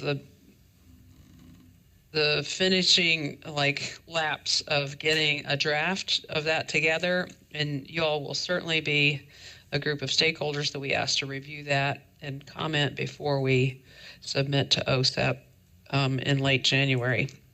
So let's go ahead and move to the next slide. And I do want to just give you some overview, and we have about 30 minutes. Is that right, yep. Alexis? Mm-hmm. Okay, yeah. An overview of some of the work that's been done since our last submission, really in the last 365 days since last February 1st. So mostly in 2022, what we've been up to in terms of improvement and activity related to a selection of, we have 17 total indicators in our state performance plan. So when I say SPP, that equals state performance plan. There are 17 indicators, and on, I think, the next slide, don't go to it yet, but it has a link to what all of those indicators are and the targets that we've set for North Carolina in meeting each of those 17. But today, I just want to give you some highlights on these 5. So indicators 4, and actually we're going to talk about indicators 4, 9, and 10 together. We'll talk about some really hot off the press data related to indicator 8, and then take some time to get you up to speed on where we are with our state systemic improvement plan, which is indicator 17. Does that sound like what you were expecting, Alexis? Yeah. Yep. All right, we can move to the next. Then that slide there, that whole thing, you don't have to go to it now, but for those who are interested, that's a hyperlink that will take you to the baseline and targets for all 17 indicators across all 6 years of this plan, which will take us through school year 27-28. It's very confusing to me. I have a little cheat sheet I use every day. OSEP uses this thing called funding years, or FY, and it doesn't really match the actual calendar year, but FY equaled what we submitted in February of 2021, and that's a 6-year plan, so that will take us through the end of the 27-28 school year. So the confusion around the dates frustrates me. There's not a whole lot of control we have over that, but we do try to explain that to our stakeholders and families whenever whenever they see that FY, like what does that mean? Let's see. So we can go to the next slide. And we're going to talk about some of the work we've done in 2022 related first to indicators 4, 9, and 10. So I'm not sure what parts of this process we have already updated the council about. So I do just, even if we've talked through this with you before, I think it's worth just kind of reminding you of the revised process for reviewing policies, procedures, and practices for these 3 indicators. And these are the only indicators where OSEP requires, if we find that we have a PSU that is kind of hits the mark for significant discrepancy or disproportionate representation, and that's this first step here where it says DPI calculates significant discrepancy, and that's related to indicator 4. And that significant discrepancy, I didn't walk through what each of those indicators were on a previous slide, but significant discrepancy related to discipline for students with disabilities. And there's 2 parts to that. The first part is, do we have a discrepancy just in the way we discipline students with disabilities compared to non-disabled students? And then the second part, 4B, is, do we have a discrepancy among students with disabilities by racial subgroup? Right. So do we see that we are significantly discrepant in our discipline of some subgroups by race compared to others? So that's what indicator 4 is. Indicator 9 and 10 are about disproportionate representation.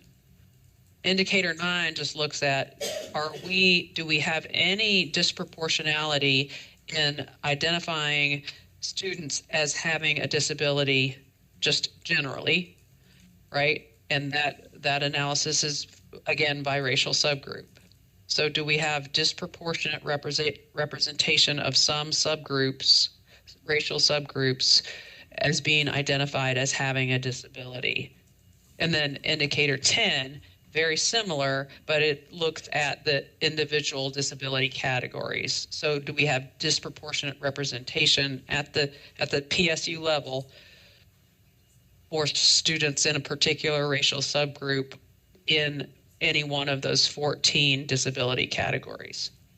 So when we look at that data, and if we find that is true for a PSU, and there's a formula that we use to calculate that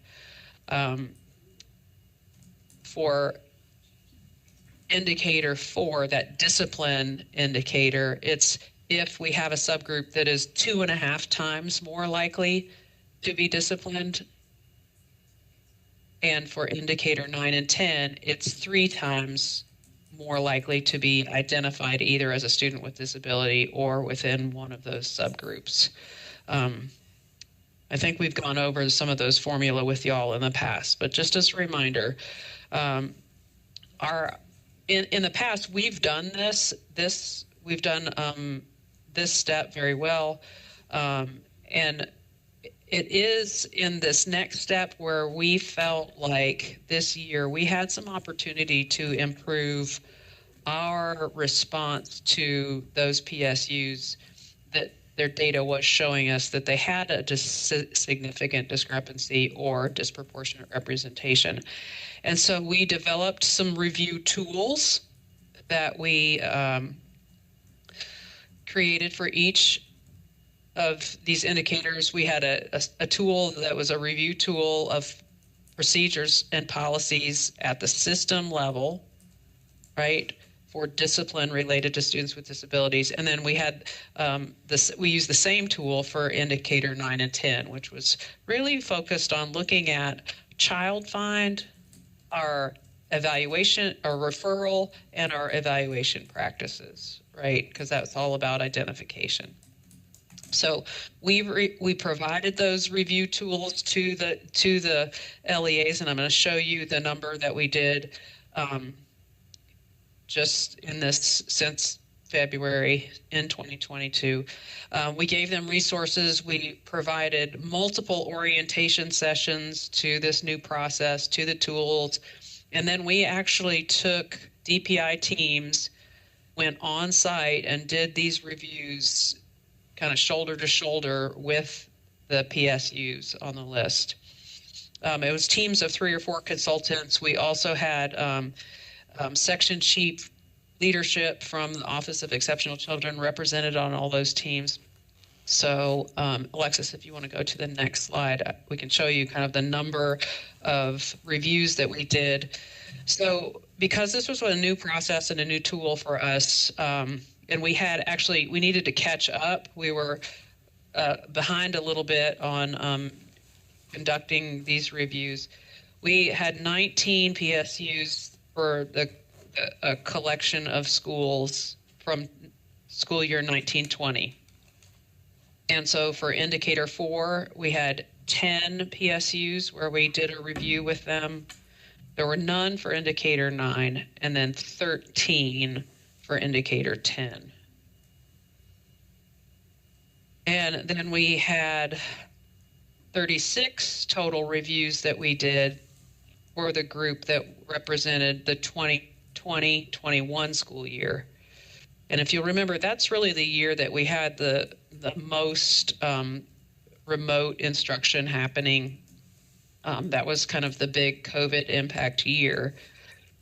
So for indicator 4, we didn't have as many disciplinary events overall because students weren't in classrooms in the same kind of way. So that's why you see that big shift in the indicator 4 number of PSUs that were cited. And then for indicator 9, we did have 4, and then indicator 10 again had 33 PSUs that we investigated with them about their really looking at the level of policies and procedures. So if you could go back to that slide previous, Alexis, thank you.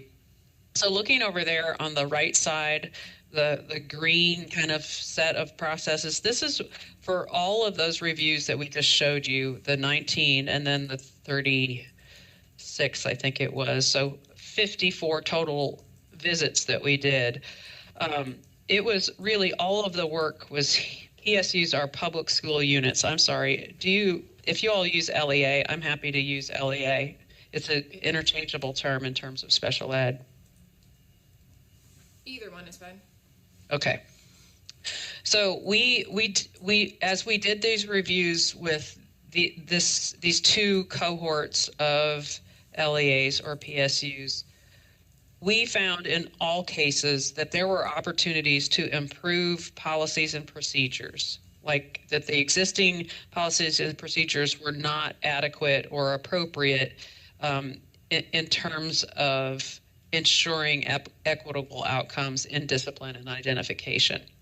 And so we worked together with all of those PSUs to craft recommendations about the improvements that they could make. We provided technical assistance on what those, how those recommendations were designed and how they would be implemented. And we're now in the process of following up on verifying that each of those PSUs are in fact implementing the recommended changes. So these were all really systems level policies and procedures that we identified as we rolled out this new process. We did not have to get into the practice level, which is over there on the right side, on the left side, which really gets into when we're thinking about practices. That would mean that we did the review of their policies and procedures and couldn't find anything awry, that everything was 100% adequate and appropriate, which would mean the reason for their data was occurring because of issues at the practice level. And to investigate the practice level kind of activity, we would need to do a student record review. We did not have to do that in this case with these PSUs collaboratively. Many chose to do those student record reviews on their own because they were curious and very committed to changing their data and not being identified as having significant discrepancy or disproportionate representation. So I'll just say overall, before I move into some of what we found, I think across the board, and if we have folks from DPI who are in this meeting now who might want to reflect, I think we saw the value and learned a lot ourselves about local conditions that were resulting in these data. It just was the whole thing very collaborative. We met with lots and lots of really prepared districts who had done a lot of legwork to get ready for the reviews. And I think overall we were just very encouraged by the spirit with which our local partners kind of engage this process. And I don't know if there's anybody there in the room or on the call that wants to say if they participated in one of these reviews. Would love to hear from somebody. So this is Alexis. I'm Danielle and I are the only ones in the room right now. Oh, okay. so we don't have a lot to add to that conversation. Okay. Fair enough. I don't see anyone else that's happens to be logged on right now, but Christy, were you going to say something? Well, I was just going to say I kind of captured what she said that in the notes. Oh, yeah. Okay. Great. Thank you.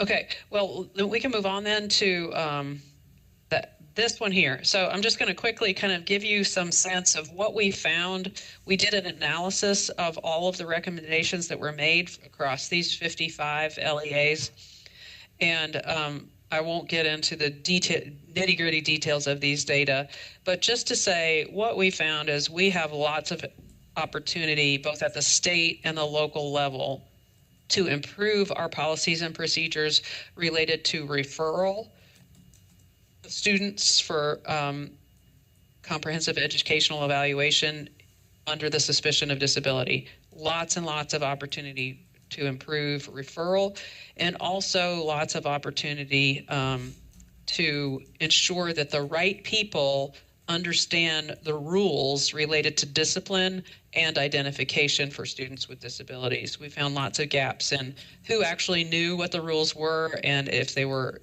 implementing it. And I think that's particularly true for discipline and some of our general education building level administrators, just knowing we have an opportunity to really kind of scale up our training of them related to discipline and students with disabilities, the rights they have related to discipline. Next slide. And this is just sort of the related to referral. The two things that we found that we have an opportunity to improve, one are just understanding access to quality general education instruction and also interventions, as part of a multi-tier system of support. Do we have equitable access to high quality instruction and more intensive interventions across subgroups? And the same is true in terms of child find. There are many recommendations and many PSUs who identified that their child find practices and communication are not necessarily reaching all subgroups of parents, particularly for non-English speaking families. I think that was really the main one, that we've got plenty of room for improvement with some of our parent groups. And then the next slide, in terms of evaluation, just the quality of evaluation was the main thing we found in terms of those evaluations that are done to see if a student is a student with a disability, in terms of the ensuring that parent input is included as part of the evaluation data, that we are using instruments that are not in any way culturally or racially biased, that we have the right people interpreting the evaluation results with the family, that the right expertise is at the table. So again, we learned about a lot of really, really good practices, but this is just kind of a summary of the things that we know we have an opportunity to improve. That, I think, maybe we'll pause there for just a second, or let me just, given the time, let me go ahead and just talk about indicators 8 and 17 quickly, and then we can have some time for discussion. We just got this data from our external evaluator at UNC Charlotte yesterday, just letting you know what we'll be reporting for indicator 8, which is meaningful parent involvement. And specifically, we asked parents, did your child's school meaningfully involve you such that it's going to improve their education, right? So we had almost 80,000 distributions of the survey to school age and just a little over 5,000 to preschool parents across 61 districts. We do have a sampling method for the districts that are selected each year. We had responses from parents in 39 of those 61 districts. And to me, that's an issue, that we had 22 LEAs where we didn't have a single parent respond. And when an LEA is selected for the indicator review, it's presumably going to all parents of students with disabilities. So we know, just at the state level, we need to investigate what happened in those 22 PSUs and ensure that our communication strategies, our distribution methods of this survey are effective and equitable.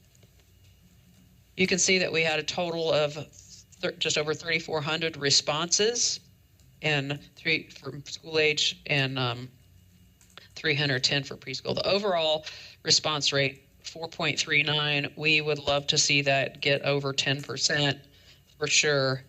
This feels very low to us, and so we're going to continue to think about different options for making this survey available. Right now we are using a sampling method, so that does reduce the number of people who are actually receiving the survey to respond to it. So there's lots of reflection that we need to do to get that response rate up.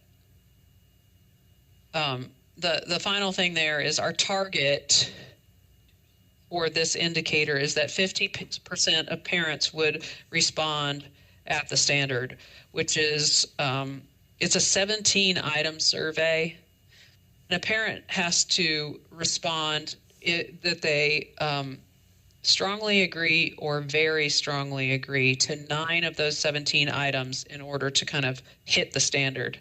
And you can see for this data that we'll be reporting in February, we're just underneath that target.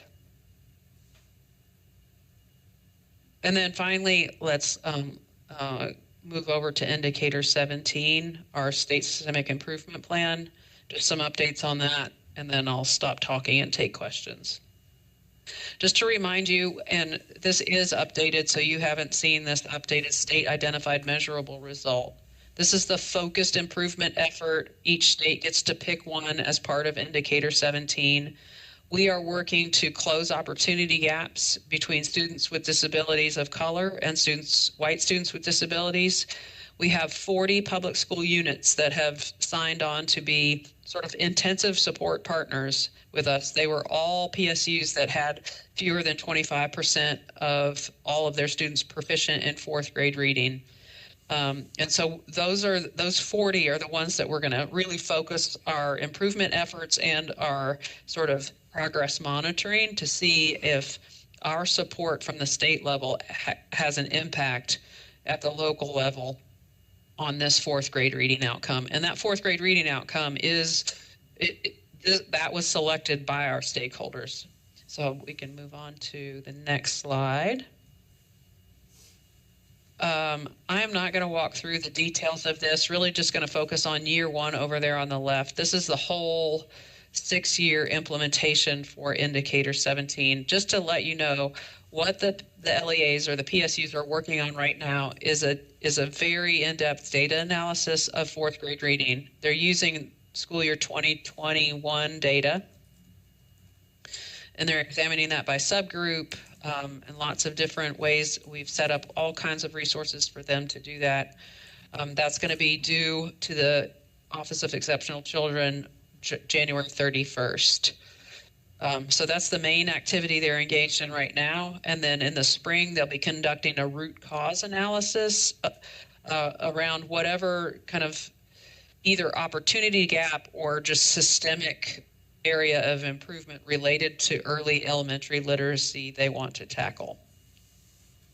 That's there for your reading pleasure, the rest of it, and happy to, talk offline about any of that at a later date. But to move on to the next slide, this just gives you an overview of how we are providing support to the whole state, that's all PSUs, and then more customized intensive support to those 40, we're calling them SIMMER support PSUs.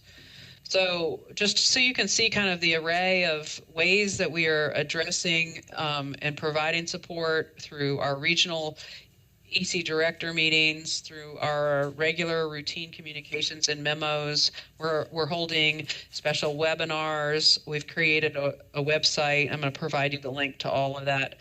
Several data dashboards. We committed our institute with these administrators at the November conference to this data analysis. We'll be working with them in March at their spring institute on their root cause analysis. And then for the more intensive SIMMER support, the main thing is we can move on to the next slide and show you. We have assigned teams of 3 to 4 DPI consultants to each of those 40 PSUs, and you can see over there on the left kind of how they're distributed across the state. The thing in parentheses, like for Region 2, it says 3 CS. That's of those 6 LEAs that are intensive support partners, 3 of them are charter schools. So CS stands for charter school. So you can see we're working with both traditional LEAs and charter schools.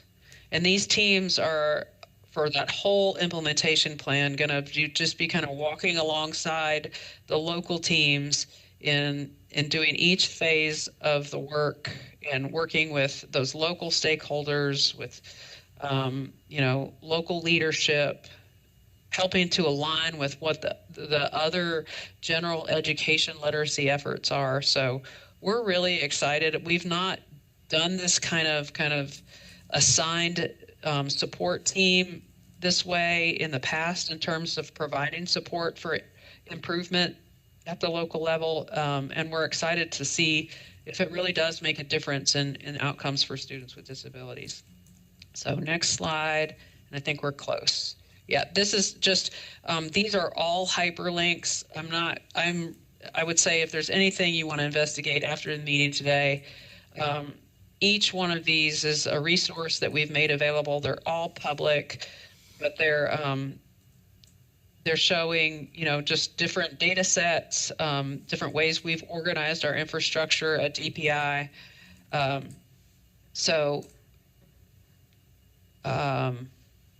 Yeah, I think that's the last slide, but yes.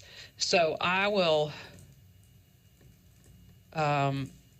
pause there and open it up for any questions that you all may have related to any of those updates. I know that was a lot.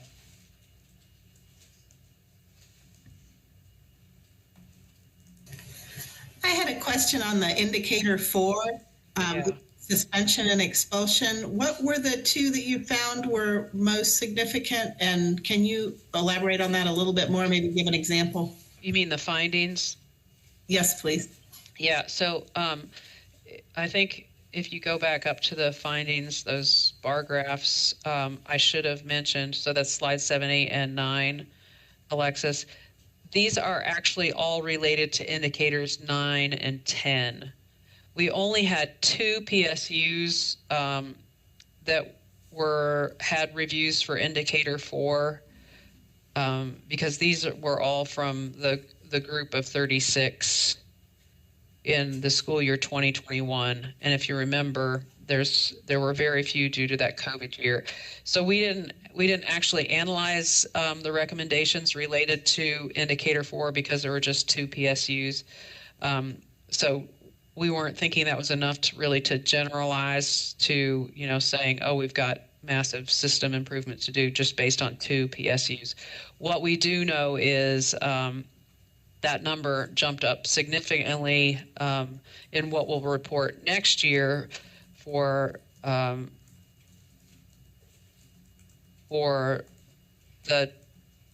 21-22 school year. So this is another thing that's very confusing with OSEP. Indicator 4 is there's 2 years lag in that data. So what we actually investigated for indicator 4, even in the second round, was school year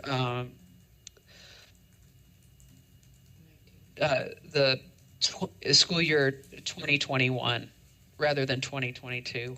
I know that's confusing and muddled, but which is all to say, we didn't have any findings in terms of recommendations for indicator 4, but we will certainly be looking at those in the years going forward. Thank you.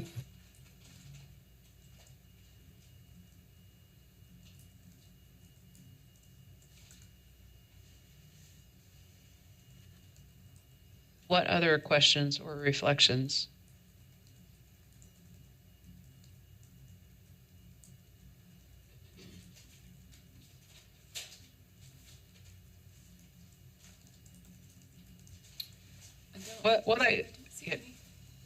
I think I would summarize in saying the folks in the Office of Exceptional Children have been incredibly busy this year, and I'm really excited about an evolving and growing sense of relationship building and being alongside our local directors and our local stakeholders to ensure that we really get at the level of practice, that we're changing practices and we're changing systems and conditions and contexts so that students with disabilities can thrive. Rather than kind of staying in Raleigh and looking at data and figuring out if people are compliant, I really sense that what we understand as our general supervision responsibility also includes just building relationships and trust and doing work together with our PSUs.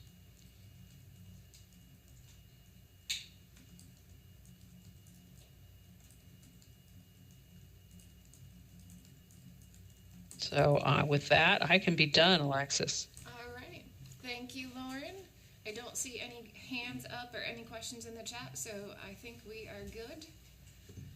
So I thank you for your time. I do ask council, after what you heard, is there any recommendations or anything you would like to discuss in more detail about any of that information?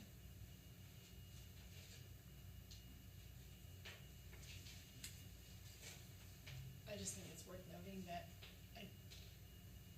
all the efforts are being put in with the shortage of teachers that we have in the state. I unfortunately predict that those numbers of rates of referrals and, discipline, what Matt said about mental health and everything, are going to go up this year despite the efforts, unfortunately. Compliance things, disproportionality.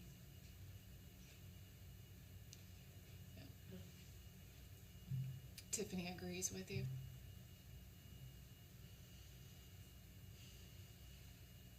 Does anything come come to mind about what council or what we would like to recommend to the board that they do to put in place to help support things moving forward? I mean, you might not. Like, nothing might come to mind. The targeted schools and are putting things in place at the root level to not only solve it, but put in a systemic, like, plan to fix it going forward. And so working more with those targeted schools? no, I'm saying they do. I mean, she just presented everything that they're doing. It's Gotcha. incredible. Yeah. But I think it's gonna have to roll beyond probably, I mean, that's targeted schools for what, school year, so we're talking, like you said, current now is definitely gonna be more, so I think we've gotta think, what can they duplicate from what they learned, those targeted schools, so maybe that's something looking in that realm is, what of what they've learned on the small scale, can they duplicate moving forward?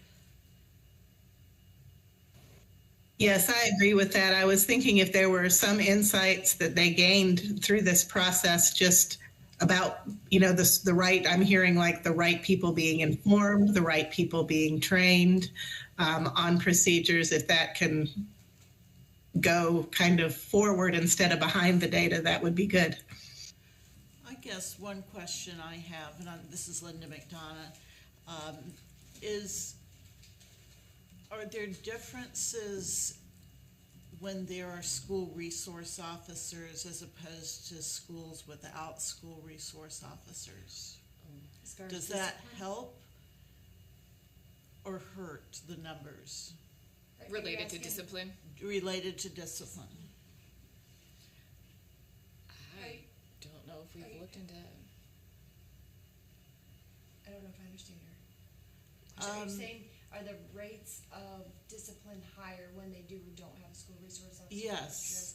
Does the, So I think that the indicator is defined as discipline. Lauren can just clear it up, but is a suspension, which is coded in Power School. So you wouldn't be getting the discipline that is like what I would call like maybe creative or problematic or solving, like counseling or if check in, you check out, arrest a kid, generally they're going to be suspended Yeah. too. Oh. And I speak from experience here. And what the principal told me is that once that happens, they have no control over the discipline that's given. Gotcha. So you're kind of saying if there's a school resource officer who gets involved for whatever reason, like, is that impacting the numbers? Because like you said, the numbers and the ability to be more creative in your approaches to this issue. And we know that when school resource officers are there, that children of color are generally the ones that are impacted the most. Yeah. I don't even know if we have the data on what schools have a resource officer and which don't. So I don't think our data dives down into that at all. I think some of that's gonna go by local policy too, like the idea if a resource officer is involved, that the principal loses control over what discipline is sanctioned. I think that's a local thing, but. This was Wake County. Well, I do think there are certain aspects to the resource officer's job that when it does reach a certain level that it is taken out of like the school's hands, because it then does become the police matter or whatever. So I think that is kind of what comes into play, but I don't think that's in most cases unless it reaches a certain level of incident or whatever, you know what I mean? Well, and I think I hesitate to even ask that, but I think what they all have in common, whether it's school resource officers or suspension rates, is that they all feed in the school to prison pipeline. True. And I think looking at the different parts and we know children of color are impacted more by that as well. And I think it really behooves us to look at all parts of that pipeline and see what we're doing to kids. Yeah.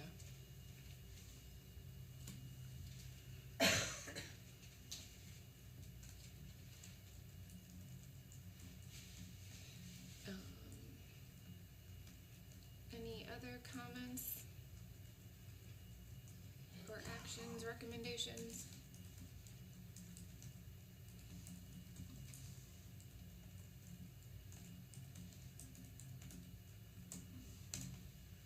There's no hand raised or anything, so I think we're okay. I was just going to add something else to that conversation, Alexis. When you think about the school to prison pipeline, it's not just students that exhibit behavior problems that end up in prison. When you look at the incarceration rates and you look at those folks' reading level, these students that are exiting school not able to read often are also ending up in prison. And missing time because the suspension is not helping those reading rates too. Right. But yes, absolutely, reading has a lot to do with it.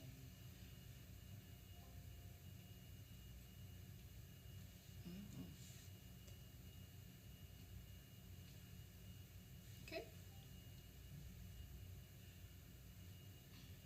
Alexis, my memory served me, but and Amy may have to help with this, but is there not some numbers that reads that does how many referrals are coming from the school system to like DJJ? When you're talking about the pipeline to prison, is there not somewhere, I don't think it's SVP data, but is there not some data around that?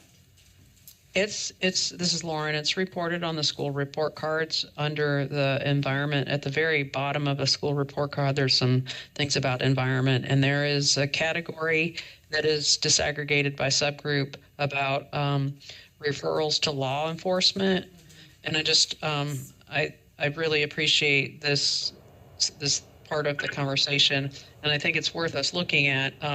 We know in many districts, and I think it's worth us looking at, especially for those districts who are cited for indicator 4, seeing if there's any correlation with the subgroup that is students with disabilities in terms of referral to law enforcement.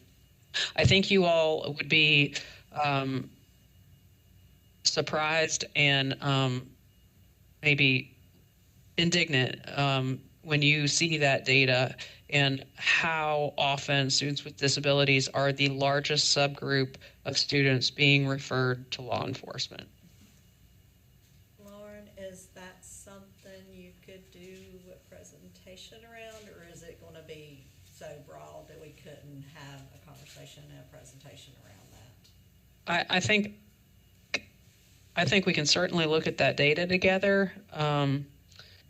And it's something that we'll be for sure looking at with those 40 summer support PSUs, but just systemically and policy-wise, that we have a structure that actually enables and seems to be promoting the referral of students with disabilities to law enforcement is very troubling to me. Side of things, of having families coming to me, I am hearing such uptick of that, from complaints from families coming to us for advice how to process what's happening. So I do think it's something we probably need to be looking at and seeing where we're at on. So I think if you're willing, Lauren, I would love to maybe look at us, maybe you and I can get together and talk and do something for the next council meeting.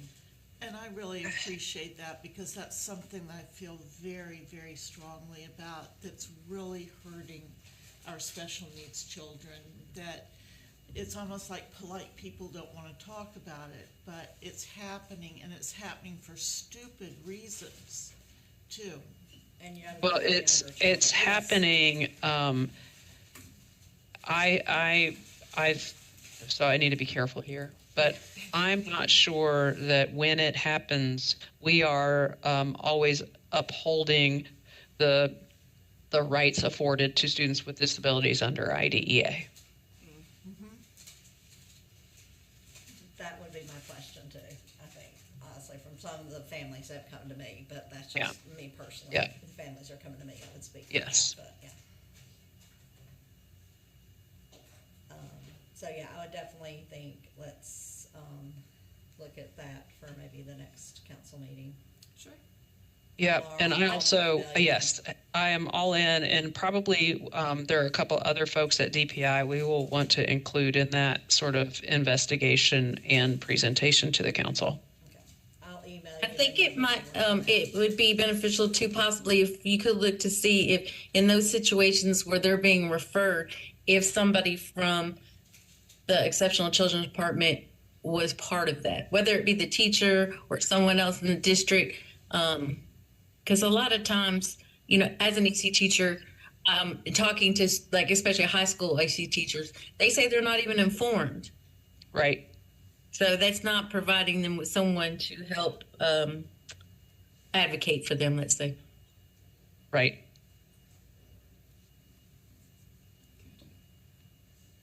Okay, good points. Anything else?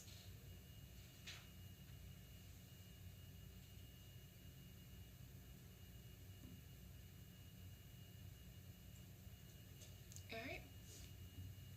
I don't see anything else. Thank you all so much. I'm going to sign off. Thank you. Appreciate this group. More to come. Okay. Thank you. All right, and so looking at the agenda, there's just one more discussion, and that is, again, going back to last month's presentation on the dispute resolution options, just so that we can have time to give discussion and any recommendations. And we did pull the latest data. I'll make this big so we can all see it. As far as the disputes of last school year to this school year up to November 30th. Those are what was last year to, and then compared to this year. So you can see like everything has increased except for due process. That has stayed the same, but everything else has jumped up. And I want to be clear, the numbers on the 2021-22 are a whole year. Where Yes. we're talking only No, August. no, both up until November 30th. So same day. Okay, that's what I want to clarify. Yes. Same But apples. either way, it's up either way. Yeah. But not as bad as, same apples. And again, neither one of these numbers take into consideration outcomes.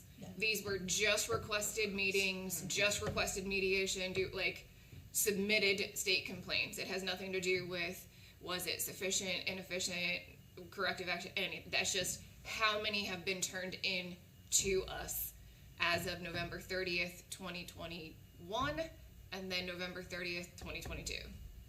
So the same August, September, October, November, December. One could take some of that as a positive in that folks are asking for a facilitated IEP meeting both from the school side and the parent side and or the parent side because they're attempting to actually sit down and work things out. I would potentially see that as a positive. Yeah. And I can say we just had our office-wide meeting last week, I think it was. Might have been the week before. I don't know. They all blur together. And we tried to kind of see if there was a trend of the state complaints, and it's all over the place. There's not one topic that is jumping to the forefront as being the issue. It's all over.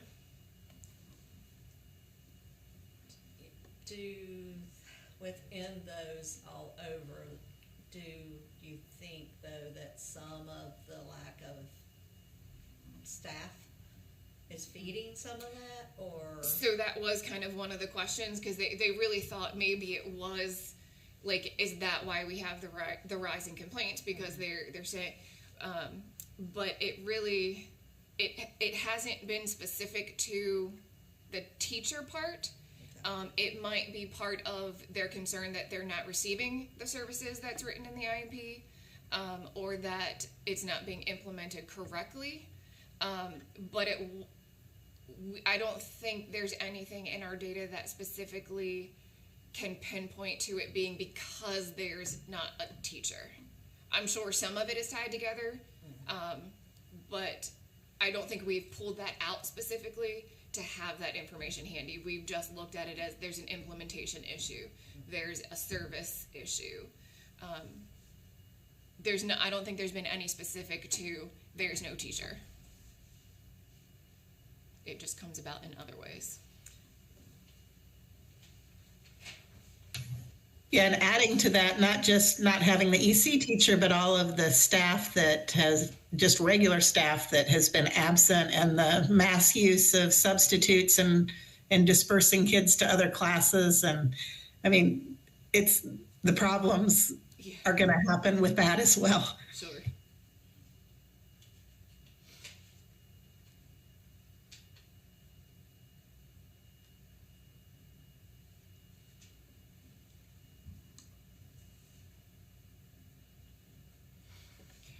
I don't really know if there's any recommendations or actions that can be made because, like, It's all over the board, it's hard to, I guess You don't know maybe. the outcomes yet. not for this year, no. And we did have and I can pull that up, we did have the outcomes. Carol Ann presented last time. Yeah.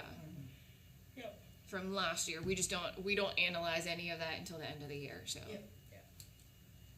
I mean, I guess the only actionable thing I could think would be just to keep it on the radar for Carol Ann if there does seem to be trends that start to pop as we go through the year, just to bring it to us if there is anything we could possibly have a recommendation around. But that, I mean, that's probably the only thing we could do at this point, if any trends, till trends start showing up more.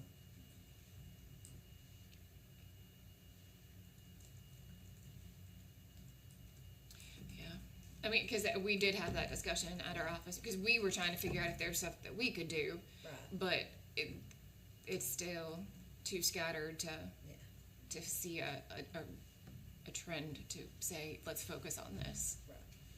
So therefore, we can't focus anywhere either. Right. Yeah.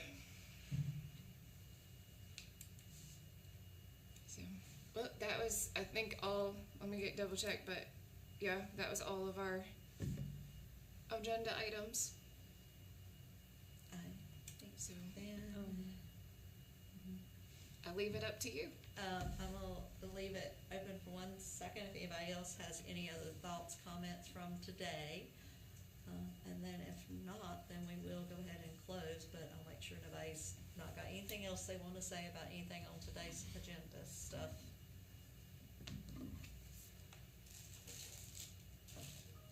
No. I motion that we close the meeting. I second. Anybody opposed to us closing the meeting then?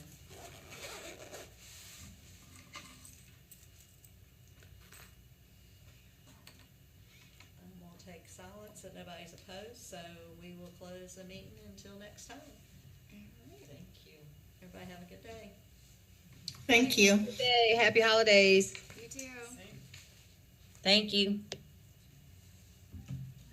me again what you do in Watauga County. Bye, everybody. With Parent Family Support Network of High Country. Okay. So I'm a parent advocate and then do a lot of state level besides this. But, I'm from there. My brother teaches at Hardin Park. Okay. For 2 more days. Who's your?